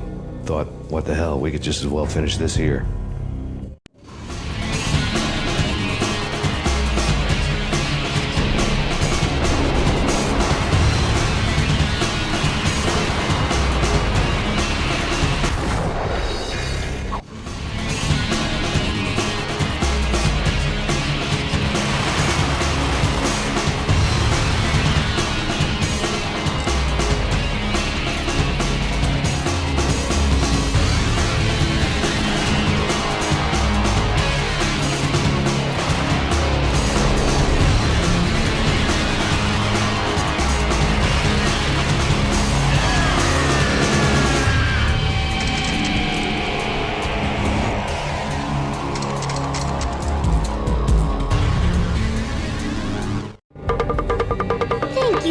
You've been a lovely audience. Had enough? I don't play with girls anyway. Unfair! I spotted the tail as soon as I left the hotel. A big black Mercedes. I'd seen the car before. That time it had heralded impressive explosions. Vladimir was back. Bang! You're dead, Max Payne. I might have laughed if I remembered how. What's this supposed to be? Cops and robbers? Look, you want something with me? Get in line. Peace, man. Relax. You know you are a real news item. Armed and dangerous. I am going to make you an offer you can't refuse. I've always wanted to say that. It's a bum rap. I've been framed. Well, that's a moot point. Whatever you did or did not do, I'm sure you had good reason for doing it. Want to hear me out? I'm listening. Punchinello messing with V is bad for business all around. But that's not all. There is this guy, Boris Dime, used to pull jobs for me. He's the captain of the cargo ship Charon. Now the bastard turncoat has gone over to the other side, Punchinello's. The ship's loaded with high-res hardware, guns, my business. If Punchinello gets hold of that cargo, he's won and I have lost. And you'll have your work cut out for you. If you want to get to Punchinello, you'll need heavy-duty persuaders. I am just the man to get them for you. Change the ship back under my flag, maybe pop 2 in the traitor Dime's head while you're at it. You'll get enough guns to start the apocalypse. You in or out? Let's get this show on the road. Vladimir was one of those old-time bad guys with honor and morals, which made him almost one of the good guys. None of us was a saint. The Brooklyn riverfront was a maze of rusty containers, sharp bone cranes looming up from the snowstorm. On a night like this, you couldn't help but think of the dark army of dead men sleeping with the fishes, cement shoes in line. No Minotaur lurked in this labyrinth, but somewhere out there, on the clanking deck of his cargo freighter, the skipper of the Chiron was waiting, like the ferryman of the river Styx.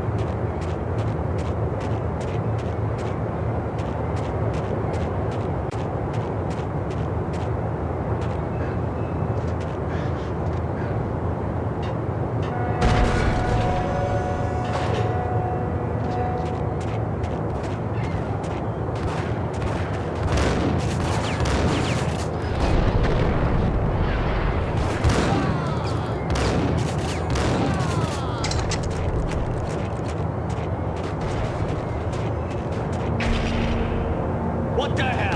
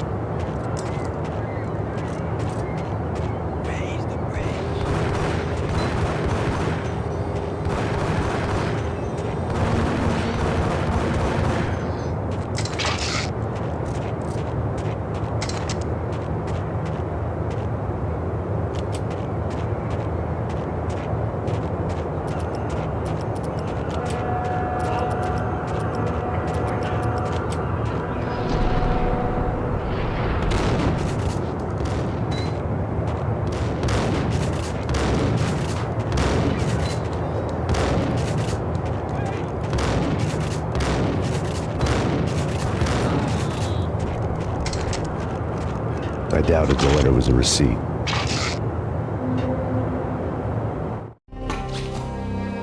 Rico Muerte had come to town to do more than just sort out family troubles. Exhibits number 1, 2, and 3. Briefcase of money, a sniper rifle, and an envelope with one word neatly printed on a folded piece of expensive paper. Mayor. It didn't sound like a mafia contract at all. It was too cold and too to the point.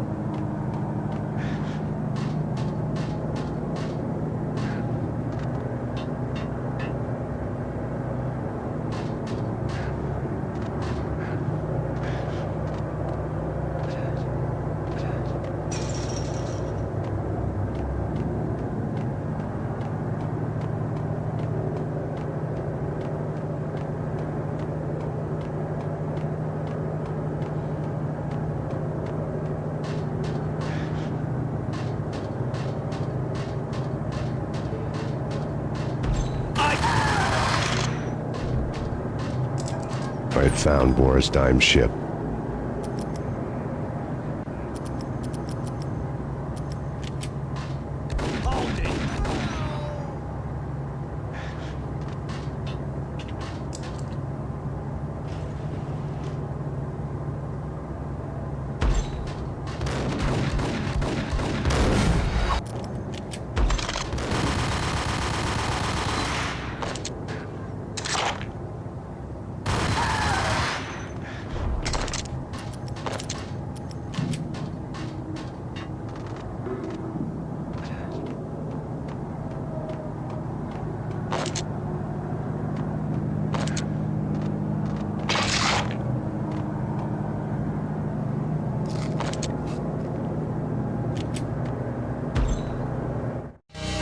Rust had crept over the side of the cargo steamer a long time ago.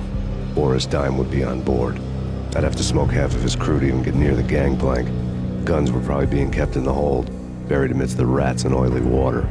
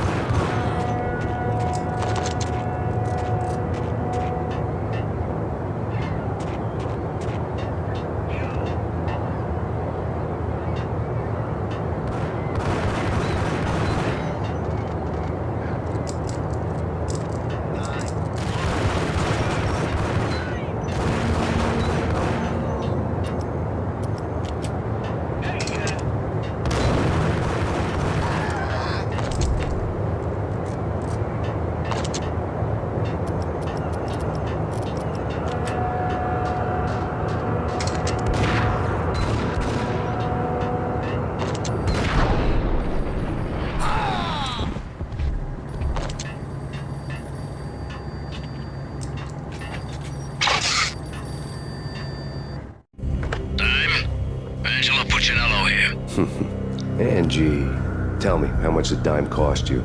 I bet it was more than his name. Max Payne. Right the first time. You're dead, punk. You sure you're not confusing me with Boris here? But you are right, of course. Pretty soon we should get together and have a talk. Pissing Punchinello off was a dangerous game, but when people get mad, they make mistakes. I should know. That's where I wanted Punchinello, mad enough to trip over his own feet, preferably into a grave.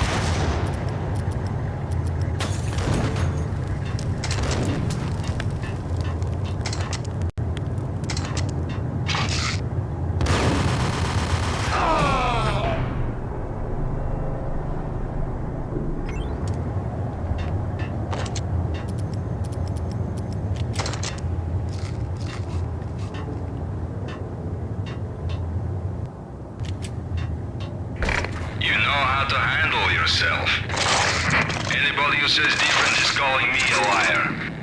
Glad of you here. Collect all the guns and ammo you want. Meet me on the bridge afterwards.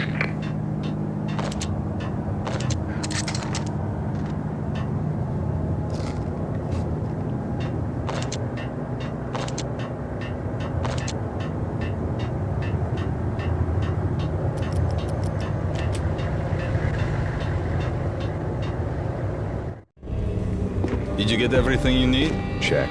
I owe you. Anything you need. This is my solo. When I'm through, Punchinello won't be anybody's problem anymore. Clear as vodka. But anytime you get between a rock and a hard place, just whistle. This could be the beginning of a beautiful friendship. You really get a bang out of this big-time gangster act, don't you?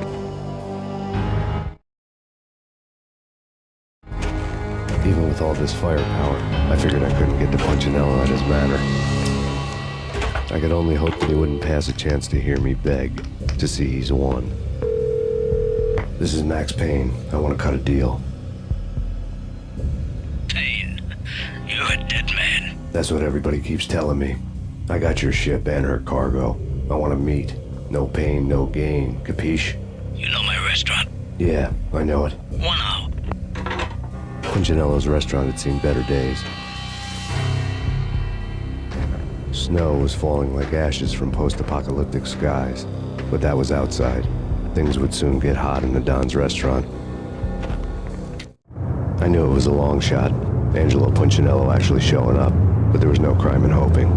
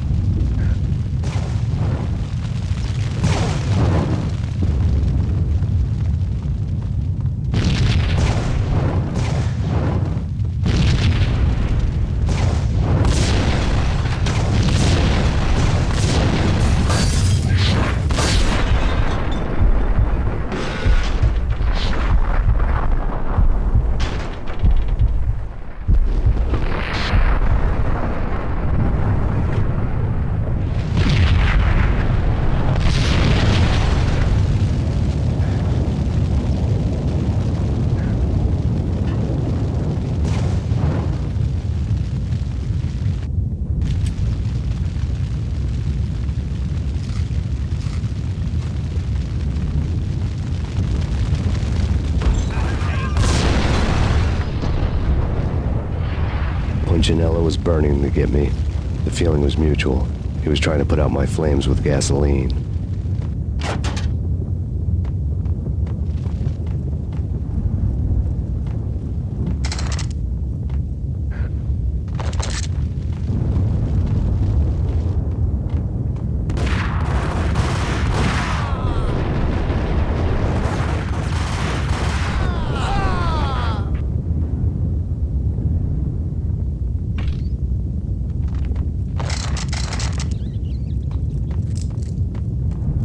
Mobsters have been guarding a real treasure, the way out of this disco inferno.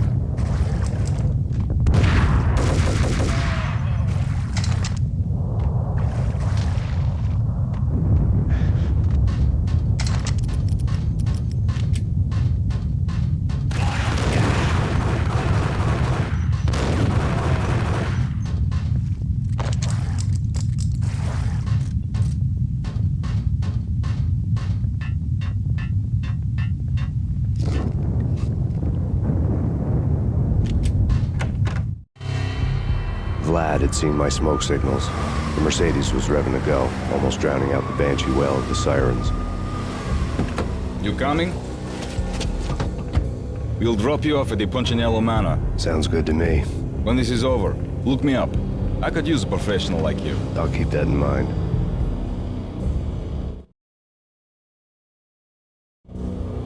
The night groaned with cold.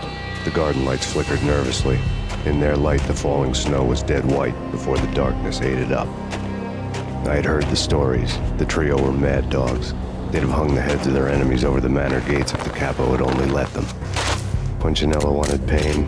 He'd see the pain. The trick in my situation was that there was no trick, no matter what the movies tell you. No rules, no secret mantra, no roadmap. It wasn't about how smart or how good you were. It was chaos and luck, and anyone who thought different was a fool. All you could do was to hang on madly, as long and as hard as you could. Someone had graciously left the back door open for me and killed the guards. My money was on Mona. I knew the trio would be standing between me and Punchinello. I had read their rap sheets, thick as phone books. No one would be walking out of here alive.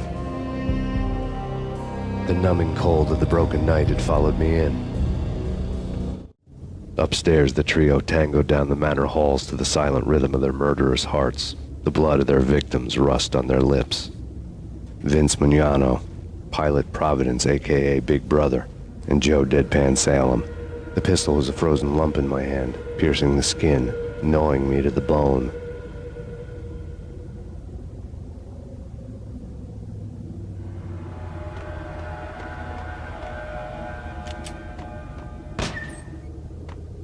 In death, the thug had been promoted to messenger. Someone hadn't enjoyed the Don's hospitality. Someone with a flair for the dramatic. Someone who had let herself out of a locked cell and passed a couple of armed guards. My thoughts were on Mona again. I could only hope she was a good enough gambler to walk away while she was still winning, before she'd run into the trio.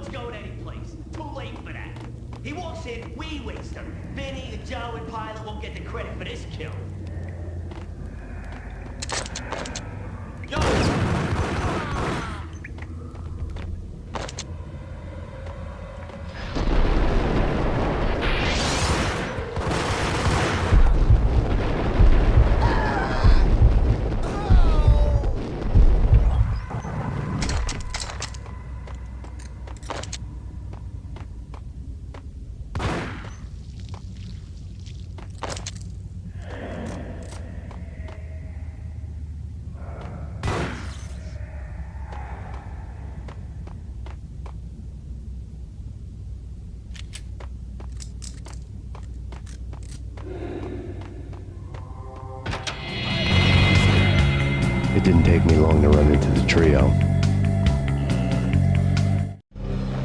The word on Lisa Punchinello was that she was a bit of a witch.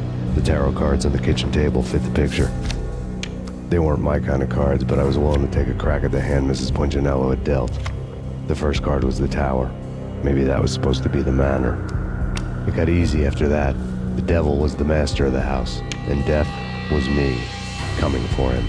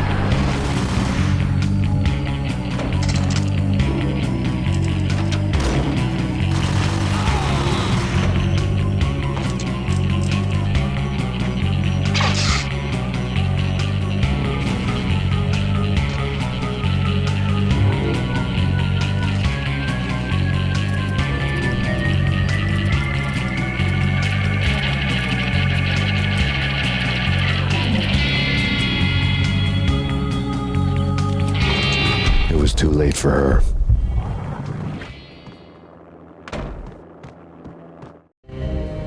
You're a real angel, Max. I couldn't tell whether it was Mona or her sister. The body was a mess. The sick bastard had really gotten a kick out of it. Seeing her lying there got me thinking about another woman's body on another bed. Got me thinking about a fallen cradle.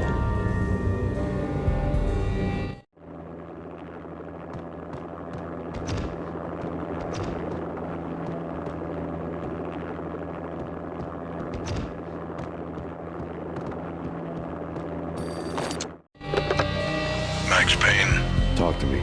Alfred Woden. You've got company. An armed helicopter just landed on the manor grounds. You must hurry. The more the merrier.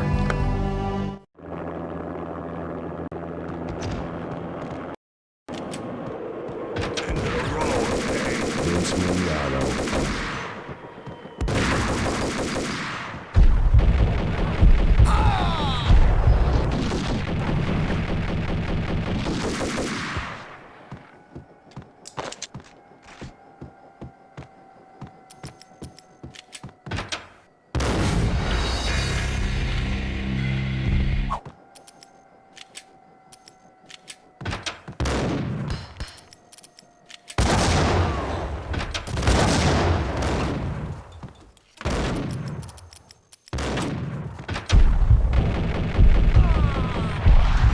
Punchinello's trio was done for.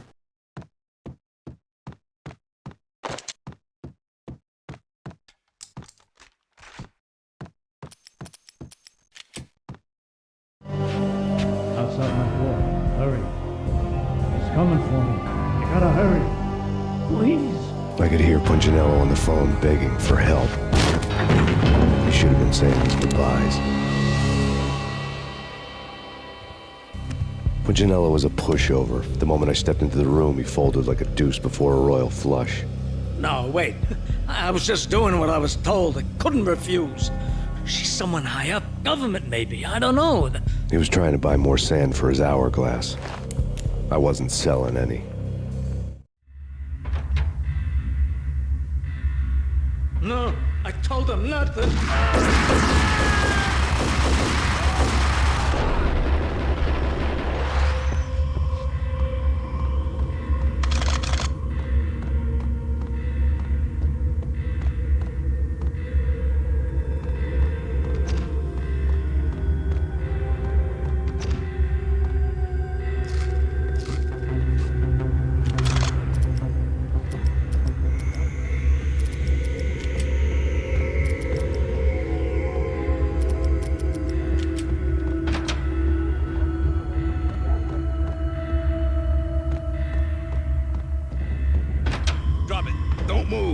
Game over, Max Payne. I could tell when I was outgunned. It was time to take another beating. The mystery witch was a real barracuda. Trouble on dagger heels, a smoking assault rifle in her hand, and an army of killer suits behind her. How sweet. I get to kill two birds with one stone. Sooner or later, it was going to catch up with you. Mr. Payne, it's time to show you the benefits of my brew. Be a good boy now. You'd find that Lady Luck was really a hooker. You were fresh out of cash.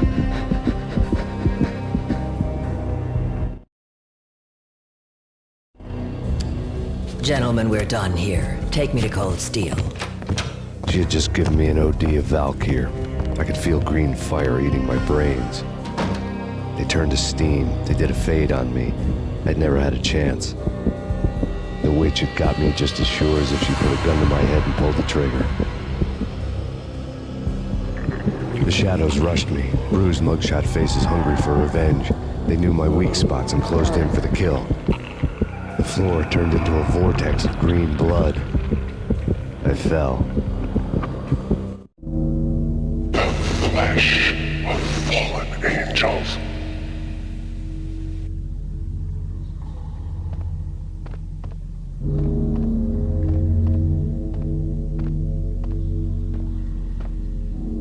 Who's there? Max?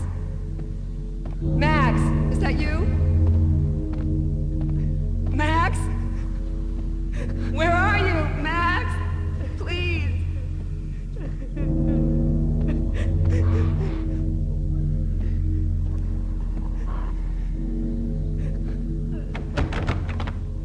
No, please, Max, no! I'm sorry. Please don't, Max, no, please.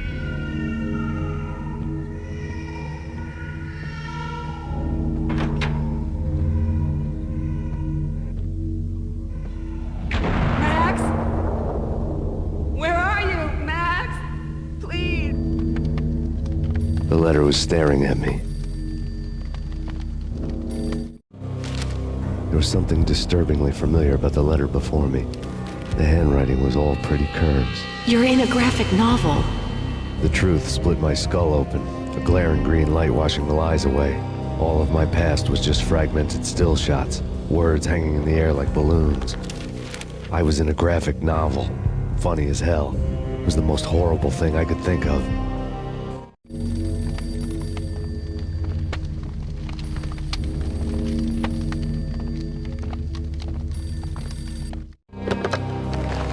Shiny stuff, and dreams are made of stooped necromancers.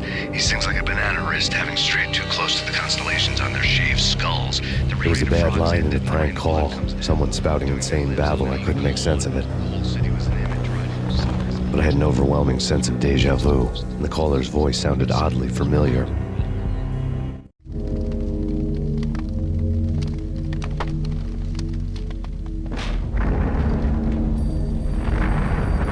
The weird piece of paper looked dangerous. There was something disturbingly familiar about the letter before me.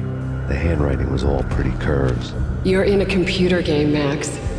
The truth was a burning green crack through my brain, weapon statistics hanging in the air, glimpsed out of the corner of my eye, endless repetition of the act of shooting, time slowing down to show off my moves, the paranoid feel of someone controlling my every step.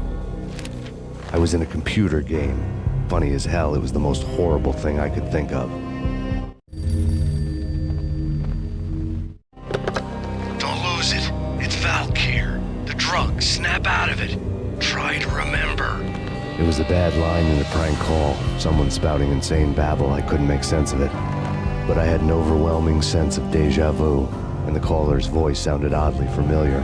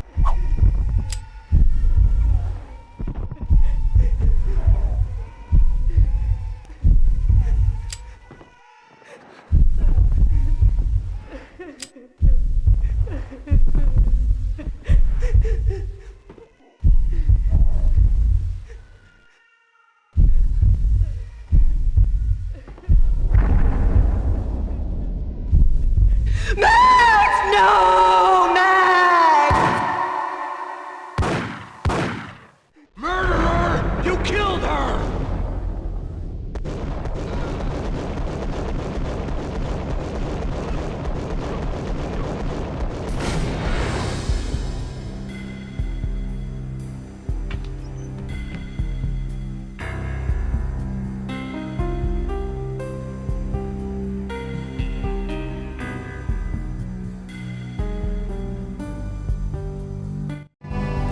Max, something happened at the office today.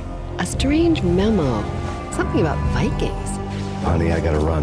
You can tell me all about it this evening. Have a nice day, darling. The bullet holes were rubies on her chest, blood glowing on her ivory skin. She was so beautiful. The killer was smiling. The flesh of fallen angels.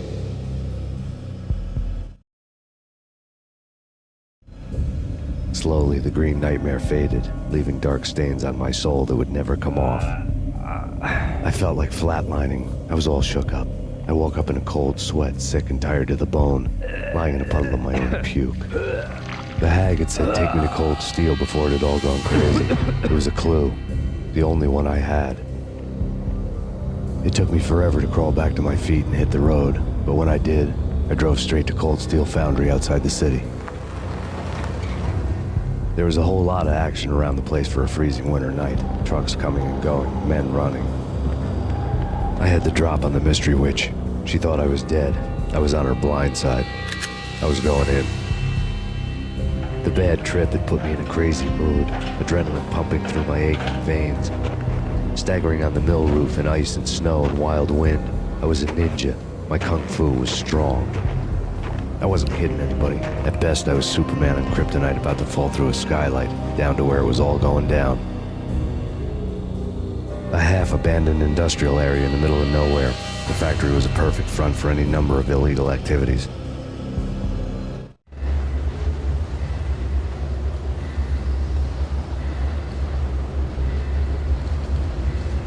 In the belly of the plant, molten metal boiled and bubbled like a witch's brew.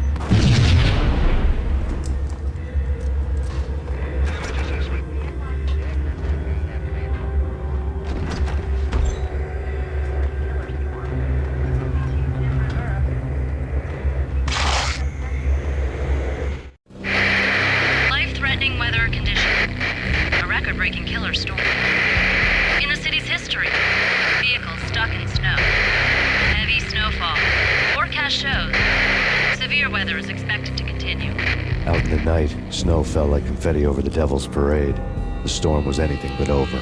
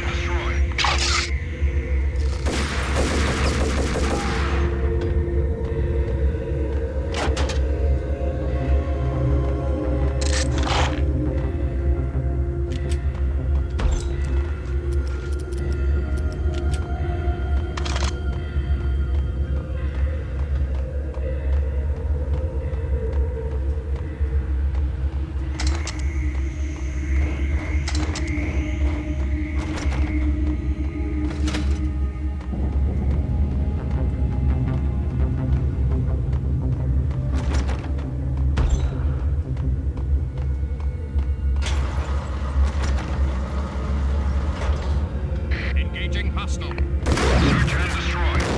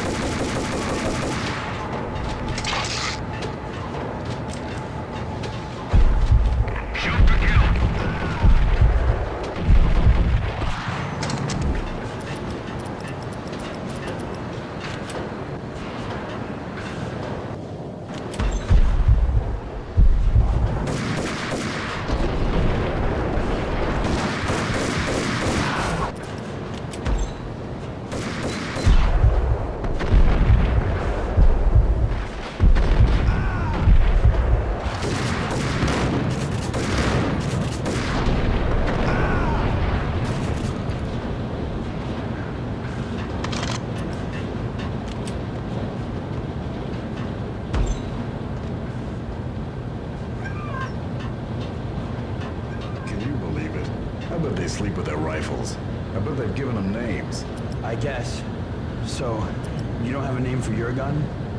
Hello? Hell no. You do?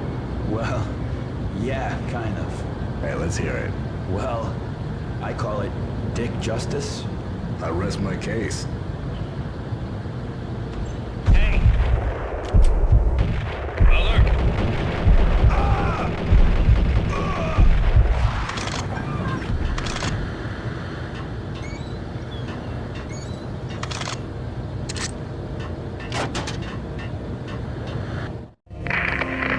Perimeter breached.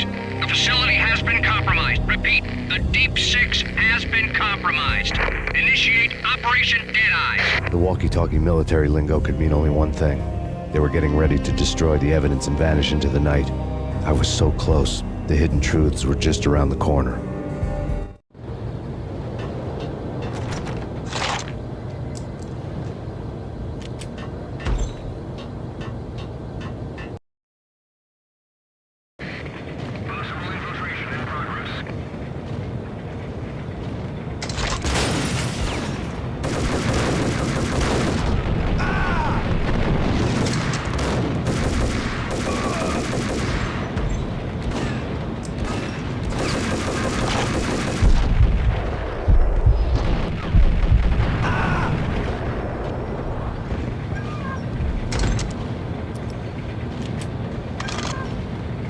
The folder on the table told a grim tale.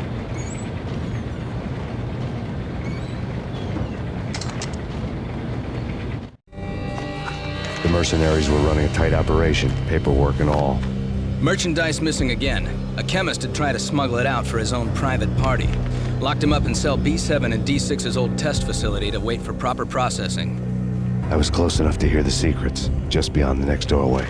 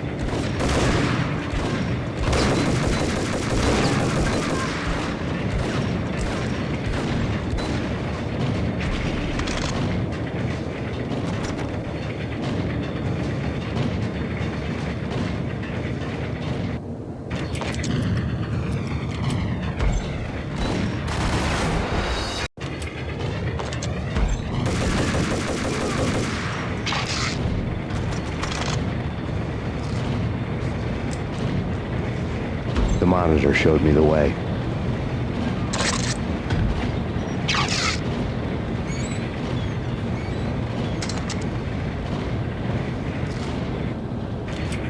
Processing diagrams fill the control room screens, all but one. An elevator titled D6 on one of the screens, somewhere onwards, past rows of ovens, in the core of the plant.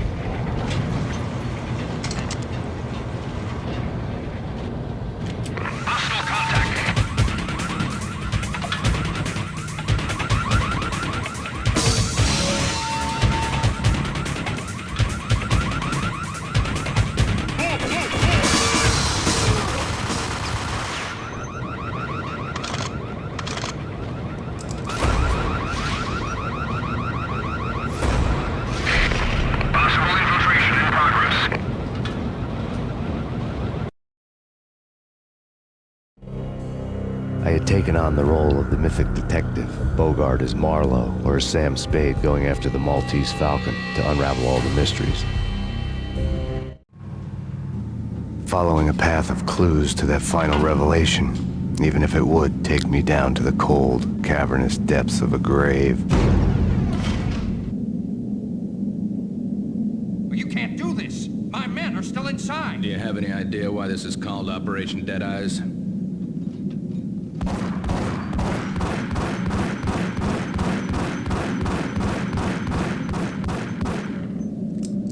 I think he's dead already. Let's do it.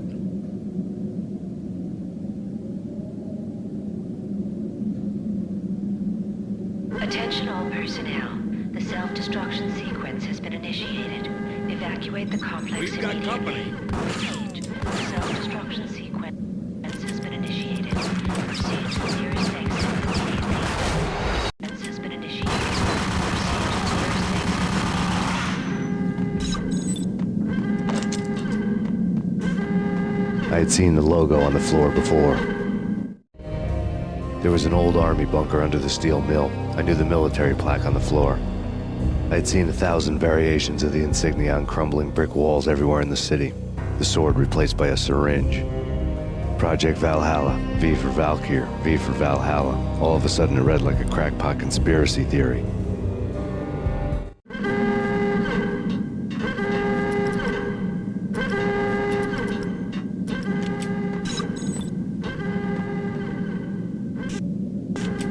Abort! The self-destruction sequence has been initiated! Get the hell out of here! The place is gonna blow! Move! Run!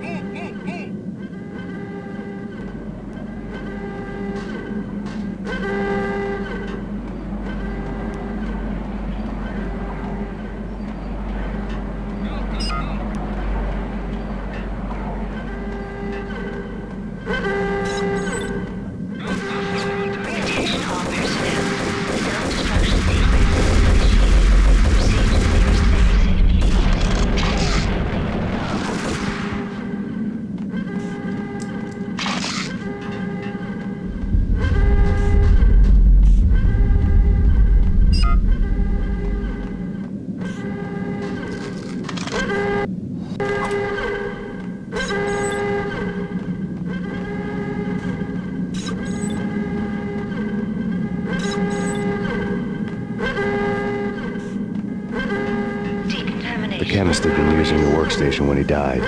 The half-life of the lab rat had ended online, his password blinking on the screen. 665, the neighbor of the beast.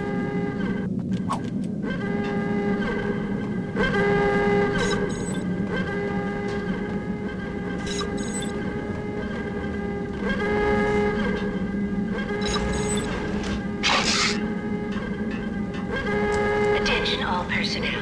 The self-destruction sequence has been initiated. Proceed to the nearest exit immediately.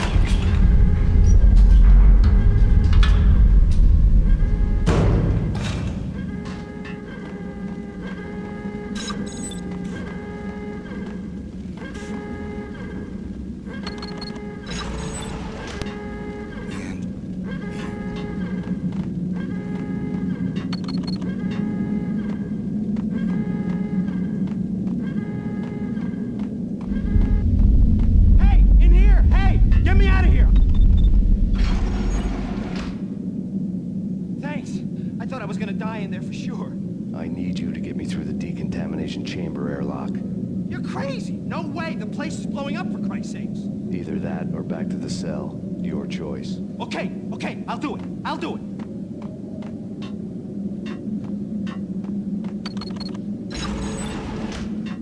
Are you mad? Move it! Attention all personnel. The self-destruction sequence has been initiated. Proceed to the nearest exit immediately.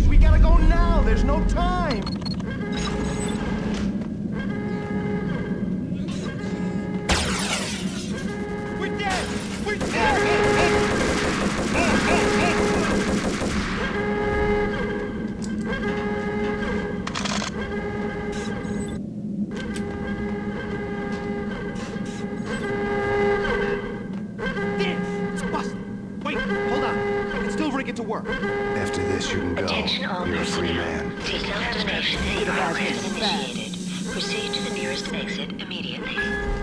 Decontamination code.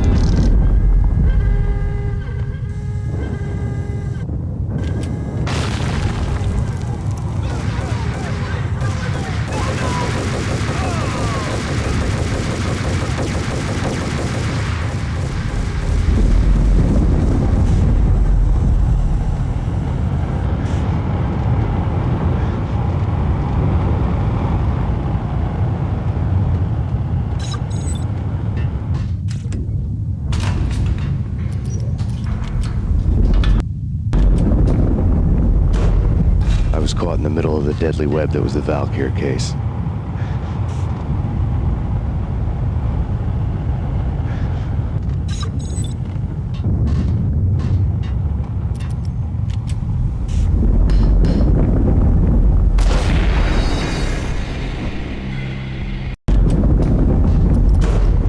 I was caught in the middle of the deadly web that was the Valkyr case.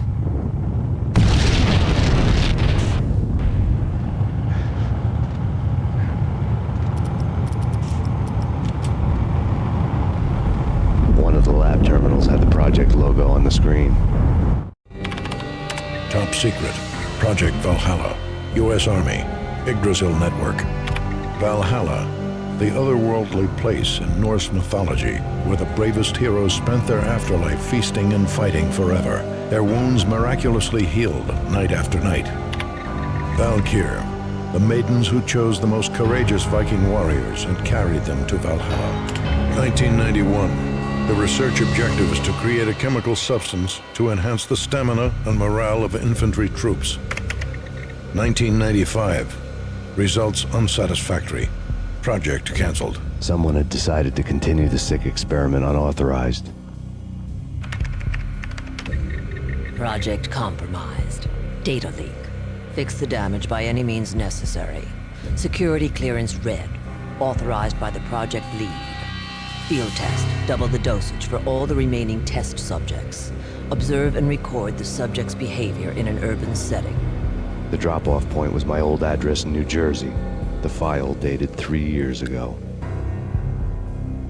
Just when you thought you had reached the deepest depths of horror, it suddenly got worse. How to turn off that small voice inside your head that started to whisper that you should be glad that now, if not before, your revenge was justifiable on any conceivable moral scale. That small voice proved, beyond any doubt, that I was damned.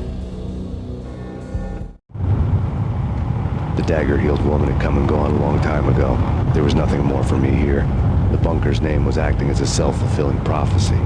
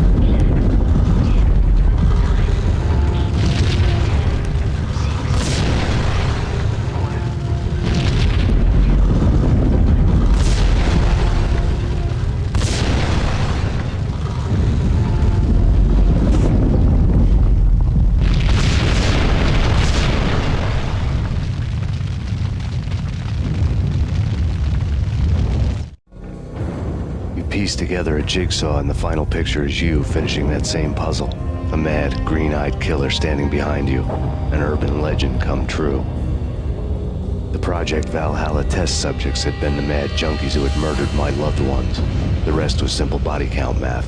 It all pointed to her. Ms. Valkyr. The factory went up in a fiery inferno behind me. All my leads were dead, turned to smoke and dust. I had lost my way. I hadn't slept in a million years.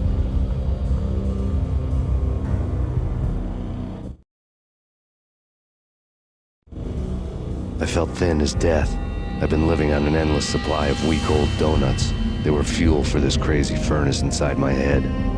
I couldn't remember when I had last seen the sun. I was on a permanent graveyard shift. When the darkness fell, New York City became something else, any old Sinatra song notwithstanding. Bad things happened in the night, on the streets of that other city, Noir York City.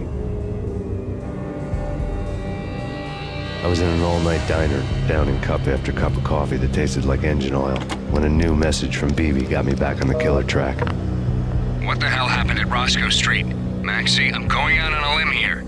We need to talk this through, come up with a plan. 2:30 a.m., the Choir Communications Garage. The more I thought about Alex's murder and the frame-up, the more it felt like an inside job. I should have seen it coming. BB had sold me out, and now he wanted to finish what he'd started. The garage was dead. BB showed up in his tailor-made suit, gold watch, and cufflinks to match, all way beyond a cop's pay. Maxie. Oozing suave charm, he was guilty as hell. What the hell does BB stand for anyway? Backstabbing bastard? Come on, don't be like that. Have a cigar. I don't smoke. Maxie, you have no idea how big this is. It's huge. You have no idea. I think I do. You're a bribe-taking bent cop who sold out his partner. Those mobsters in the subway were a dead giveaway. Hard to miss. Bet it was exactly like this with Alex. Up close and personal. You can't win this one, Max. No, but I can make damn sure none of you do either. BB turned out to be another cardboard cutout bad guy.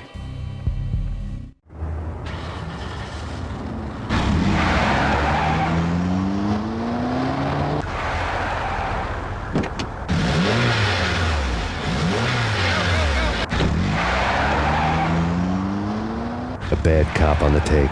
A cowardly right-hand man fleeing from the scene, leaving his paid thugs to do his dirty work.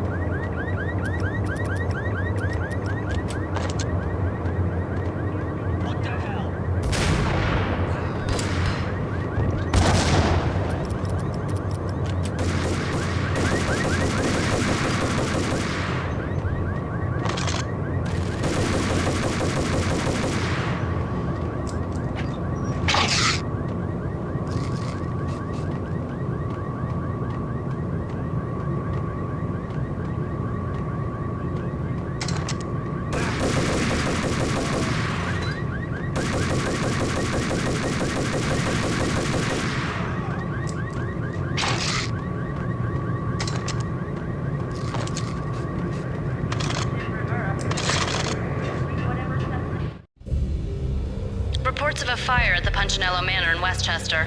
The manor is the home of Angelo Punchinello, the alleged head of the Punchinello crime family. The police are now saying, contrary to their earlier statements, that Max Payne is still alive and at large. He continues his vendetta against the Mafia, of which this last act of arson is attributed to. I had no recollection of setting any fires, but I did remember the flames.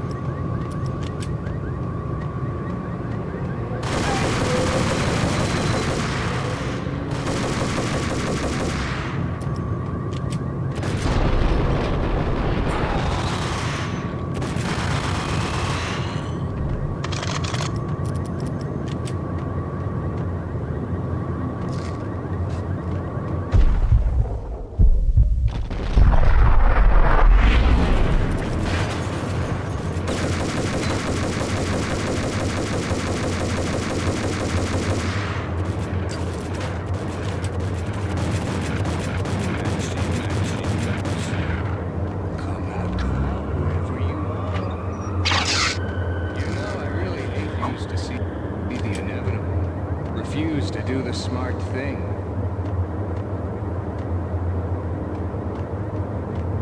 No, I must do the right thing.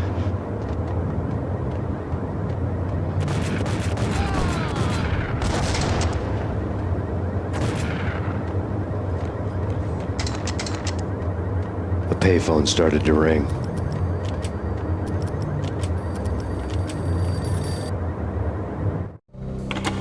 Yeah. Max Payne? Whatever does it for you. This is Alfred Woden.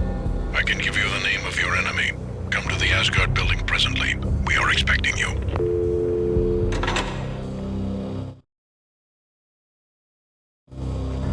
Woden was waiting for me on the steps of the old building. Mr. Payne, let's go inside. The others are anxious to begin. The others? Despite the general misconception, this building actually predates the City Hall by 2 years, thus being the oldest municipal building still in use here at the foot of the Brooklyn Bridge. No kidding. The old man played tour guide as he led me through a dark domed hall. The answers I was after loomed large ahead. Mr. Payne, I would like to introduce you to my colleagues in what we call the Inner Circle.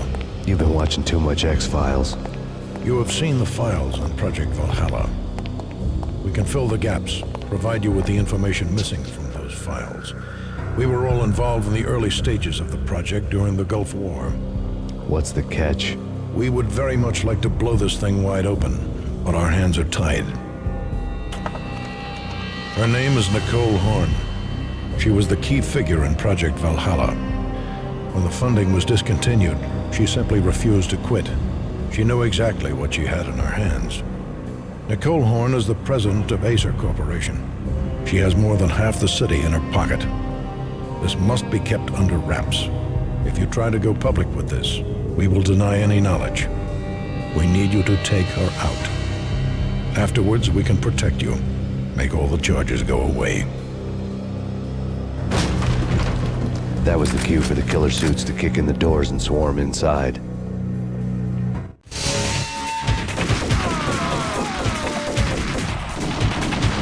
It was an impressive floor show, but I decided to leave early anyway.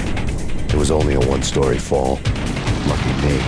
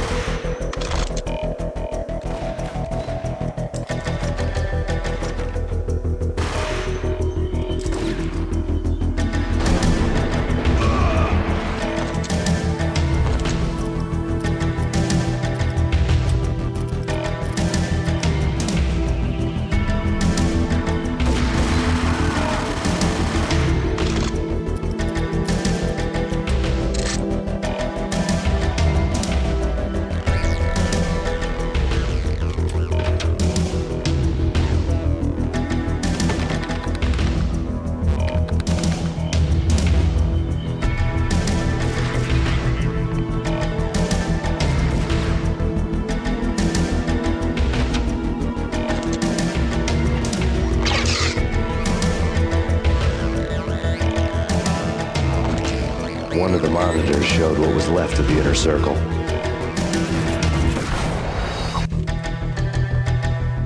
One of the monitors showed what was left of the inner circle. On screen, the so-called corpse of Alfred Woden stood up, miraculously waking from his dirt nap, looking smug among his dead pals. In the land of the blind, the one-eyed man is king. I didn't know how he pulled it off, but it was a pretty slick way to get out of all his promises. Most of what he had said fit too well to be a load of crap.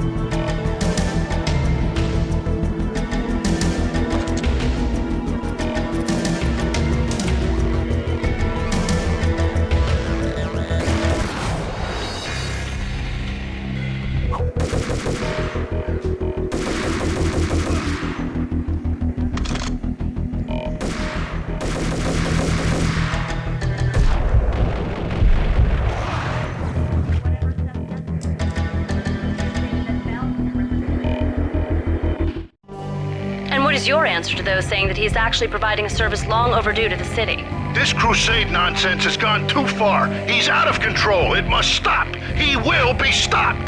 That was Deputy Chief Jim Bravura from the New York City Police Department.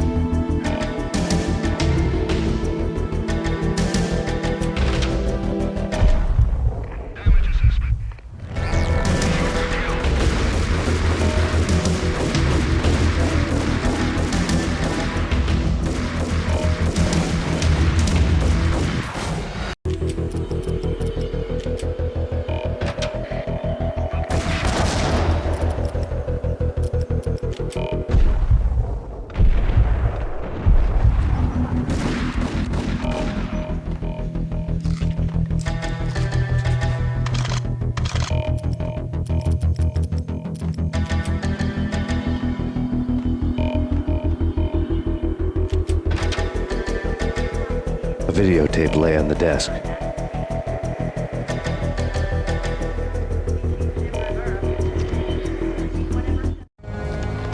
Nicole Horn had blackmailed the inner circle into silence. The tape came with a curt extortion note on a piece of expensive paper. I remembered Candy Dawn taping her clients in action on the side, selling the tapes to the highest bidder. I was sure that kinky sex was nowhere near Alfred Woden's worst sin. But I had a feeling that when this was over, any collateral would come in handy.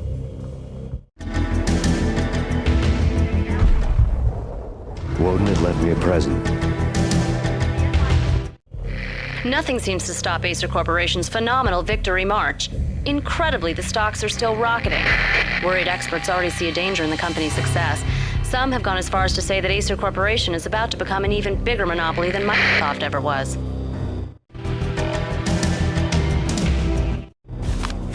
Woden had taken care of my mission preps with military precision. The critical areas in the Acer Corporation headquarters blueprints were circled in red. The president's office was at the top of the building, right below her penthouse suite. The elevators were controlled by a security computer, part of the mainframe located underground below the building. The high-rise was sealed as tight as a sci-fi fortress.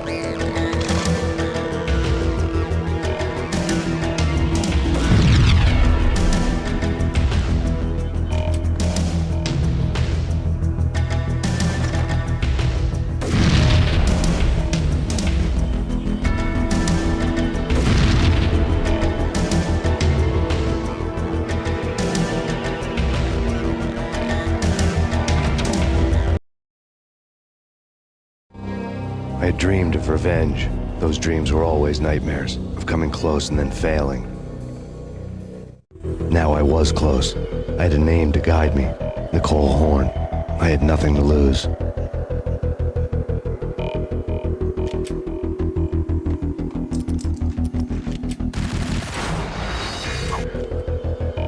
The Inner Circle had quite a track record.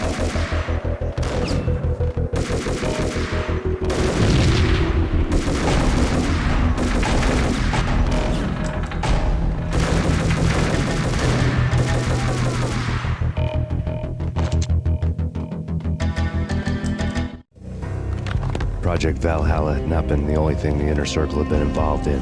There were rows of cabinets full of files. The Serpentine Secret Society went back a long way, always pulling strings from the shadows. I couldn't say I was sorry. Woden's move in some Byzantine power game had cut the Circle's membership roster to 1. The old man wanted me on cleanup duty.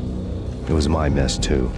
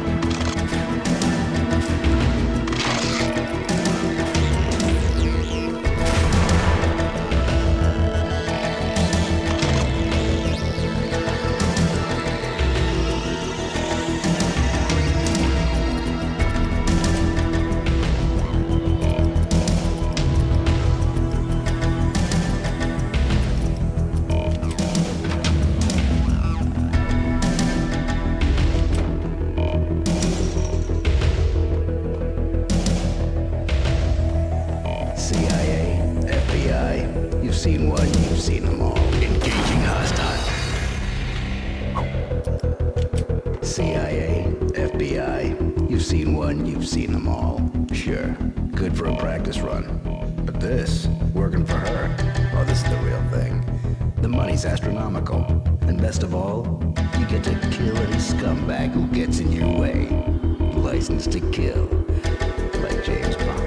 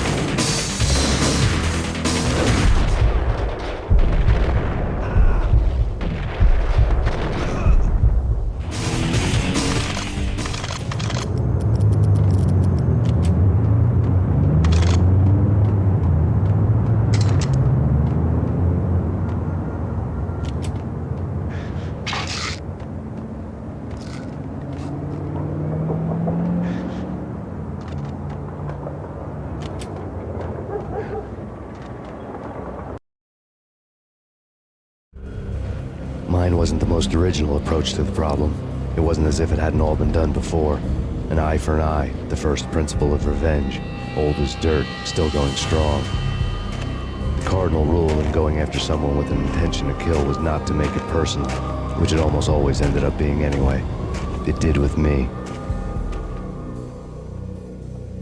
I took my time, cruising around the city in the snow. There was no hurry. I knew what I had to do now. I took my time, thinking about it, building up the rage. When I was ready, I parked the stolen wheels at the front entrance of the Acer Corporation headquarters. Got out, got in, got cracking. I had a bullet with Nicole Horn's name on it. I had 10,000 bullets with the Hag's name on them. She had ultra-high-tech security systems, enough mercenaries and weaponry to start World War III. There was no fear.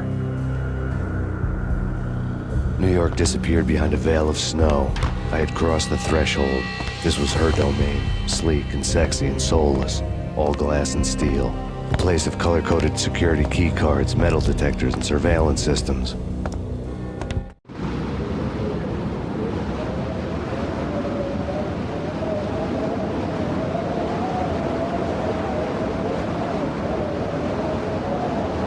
Colder than a walk-in fridge. Cold as a gun.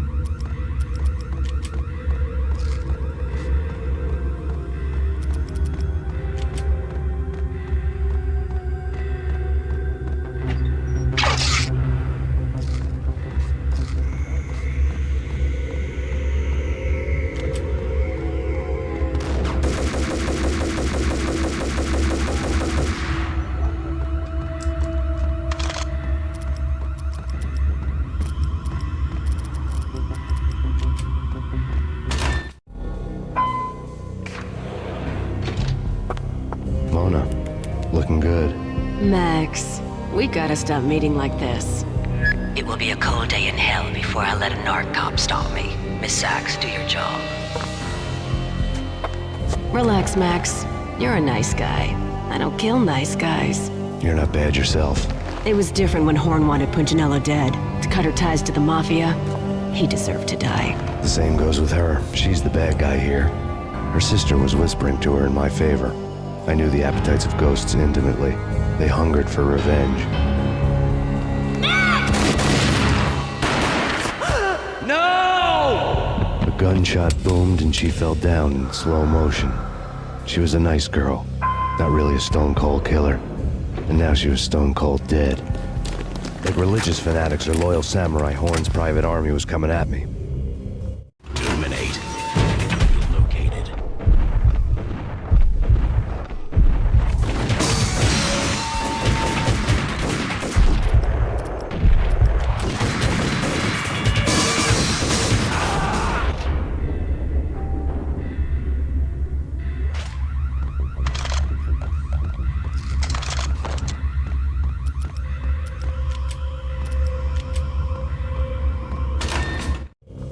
When the elevator came back down, Mona was gone. There was a lot of blood, but no body. Something clicked for the final time. My mind had never been so clear, as if somewhere high above the storm clouds were already gone, cold stars blazing from the black skies.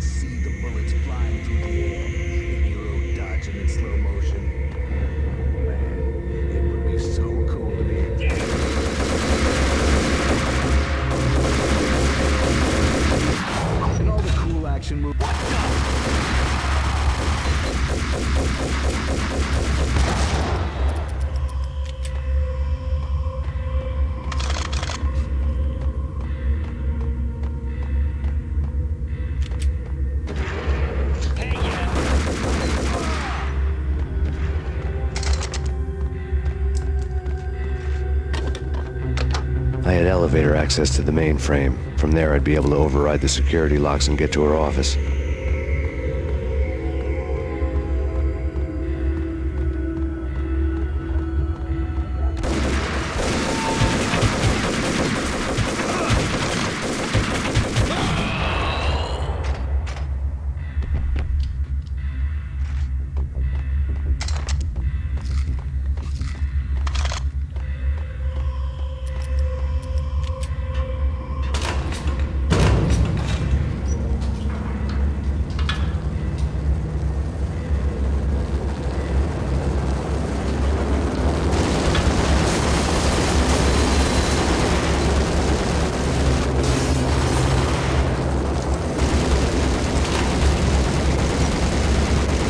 The unmarked chopper was Horn's pet guardian, inhuman and flawless. It was stalking me. Stereotyped. I'm not a cold-blooded killer. I'm a nice guy. I love my wife. I have 2 boys I'm very proud of. You just have to make the ends meet. And if that means I have to shoot someone now and then, hey, it's just my job from 9 to 5. Well, not quite from 9 to 5, but I hear you.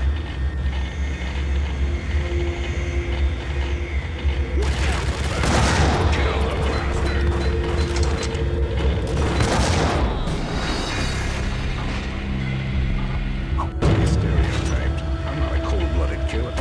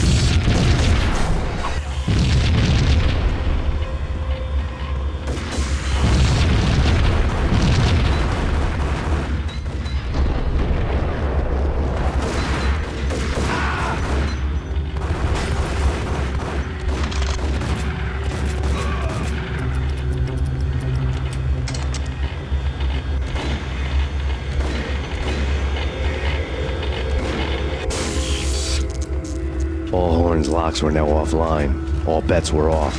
The elevator would take me all the way up.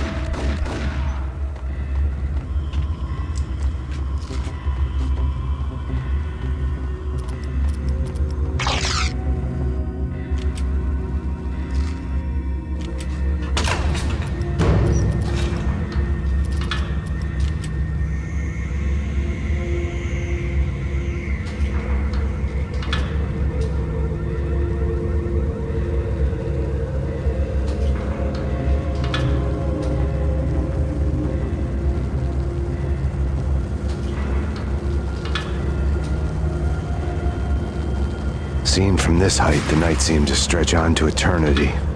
A hint of desperation had crept into the snowstorm, as if it was trying to get it all out before the end.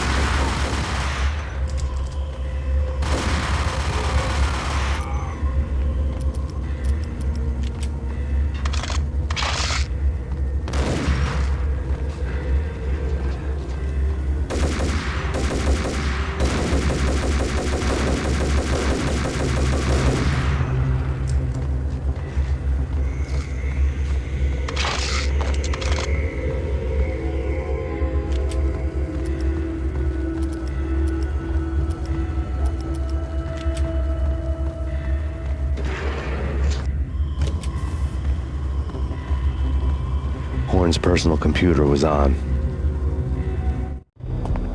Next to the printer was a neat stack of expensive paper.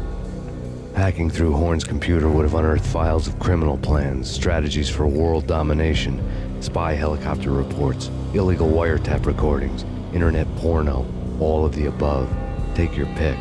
I really didn't care anymore. I had seen too much of it already.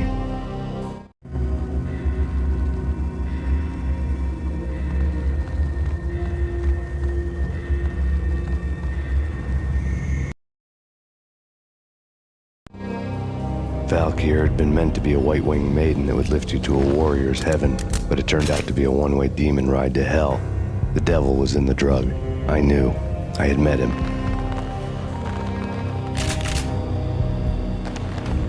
And now I was gonna kill her.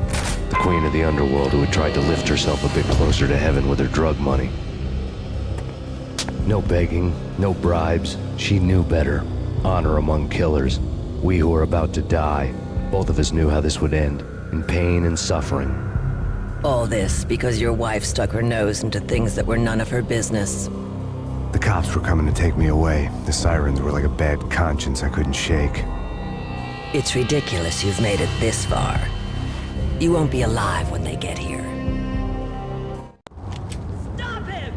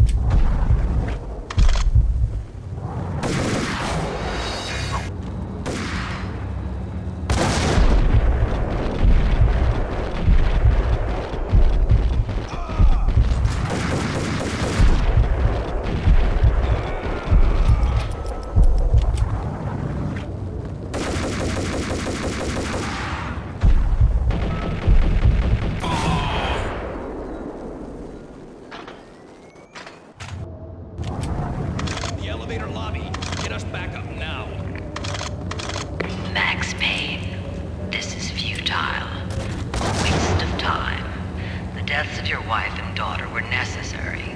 Inevitable. It is done. You cannot bring them back. Nothing you do will make it any better.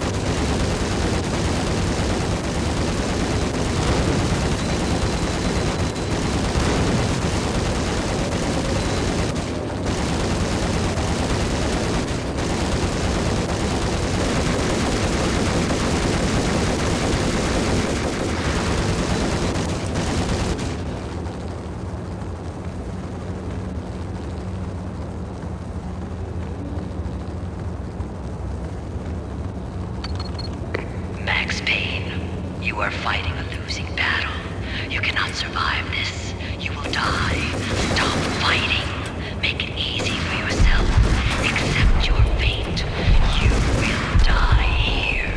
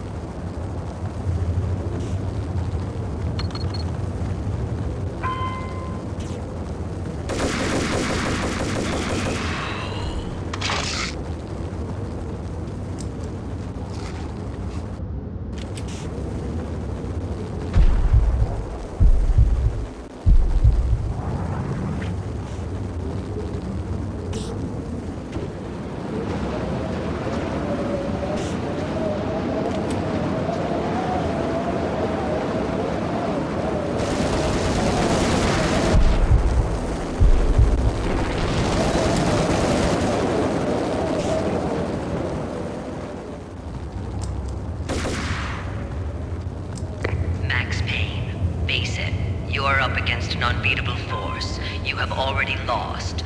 You have lost. Only death will set you free from your pain. Accept it. Surrender. Give up.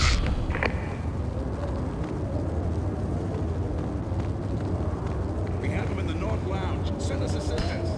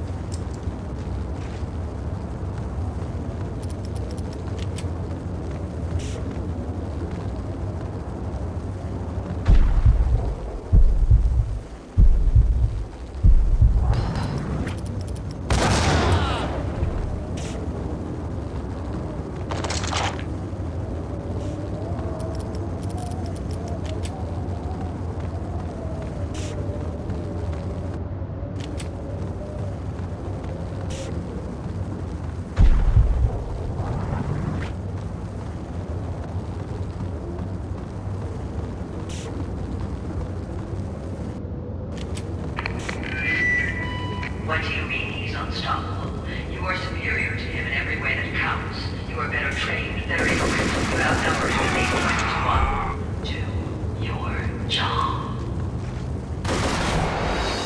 Do your job.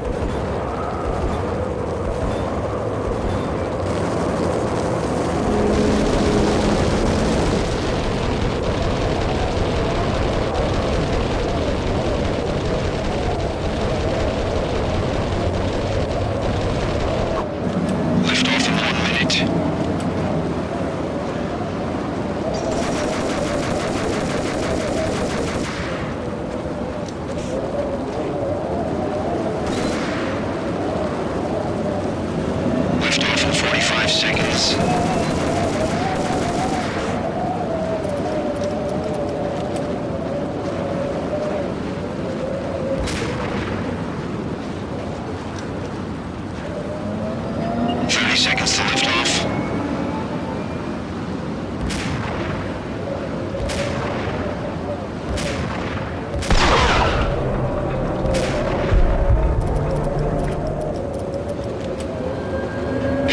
Seconds to lift off.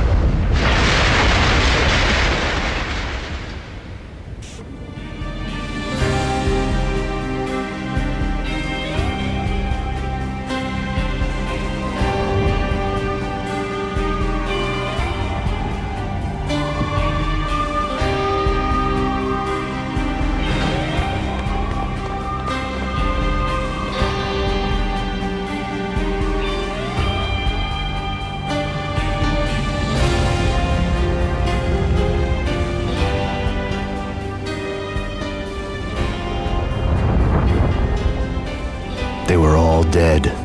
The final gunshot was an exclamation mark to everything that had led to this point. I released my finger from the trigger. And then it was all over. The storm seemed to lose its frenzy. The ragged clouds gave way to the stars above. Max Payne, this is Deputy Chief Jim Bravura from the NYPD. We've got the building surrounded. Throw down your weapons and lie down with your hands behind your head. A bit closer to heaven.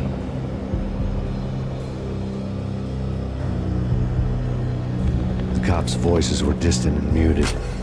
Freeze! NYPD! Hold it right there! My ghosts released me from their haunting. Down below, New York City glittered like diamonds on black velvet.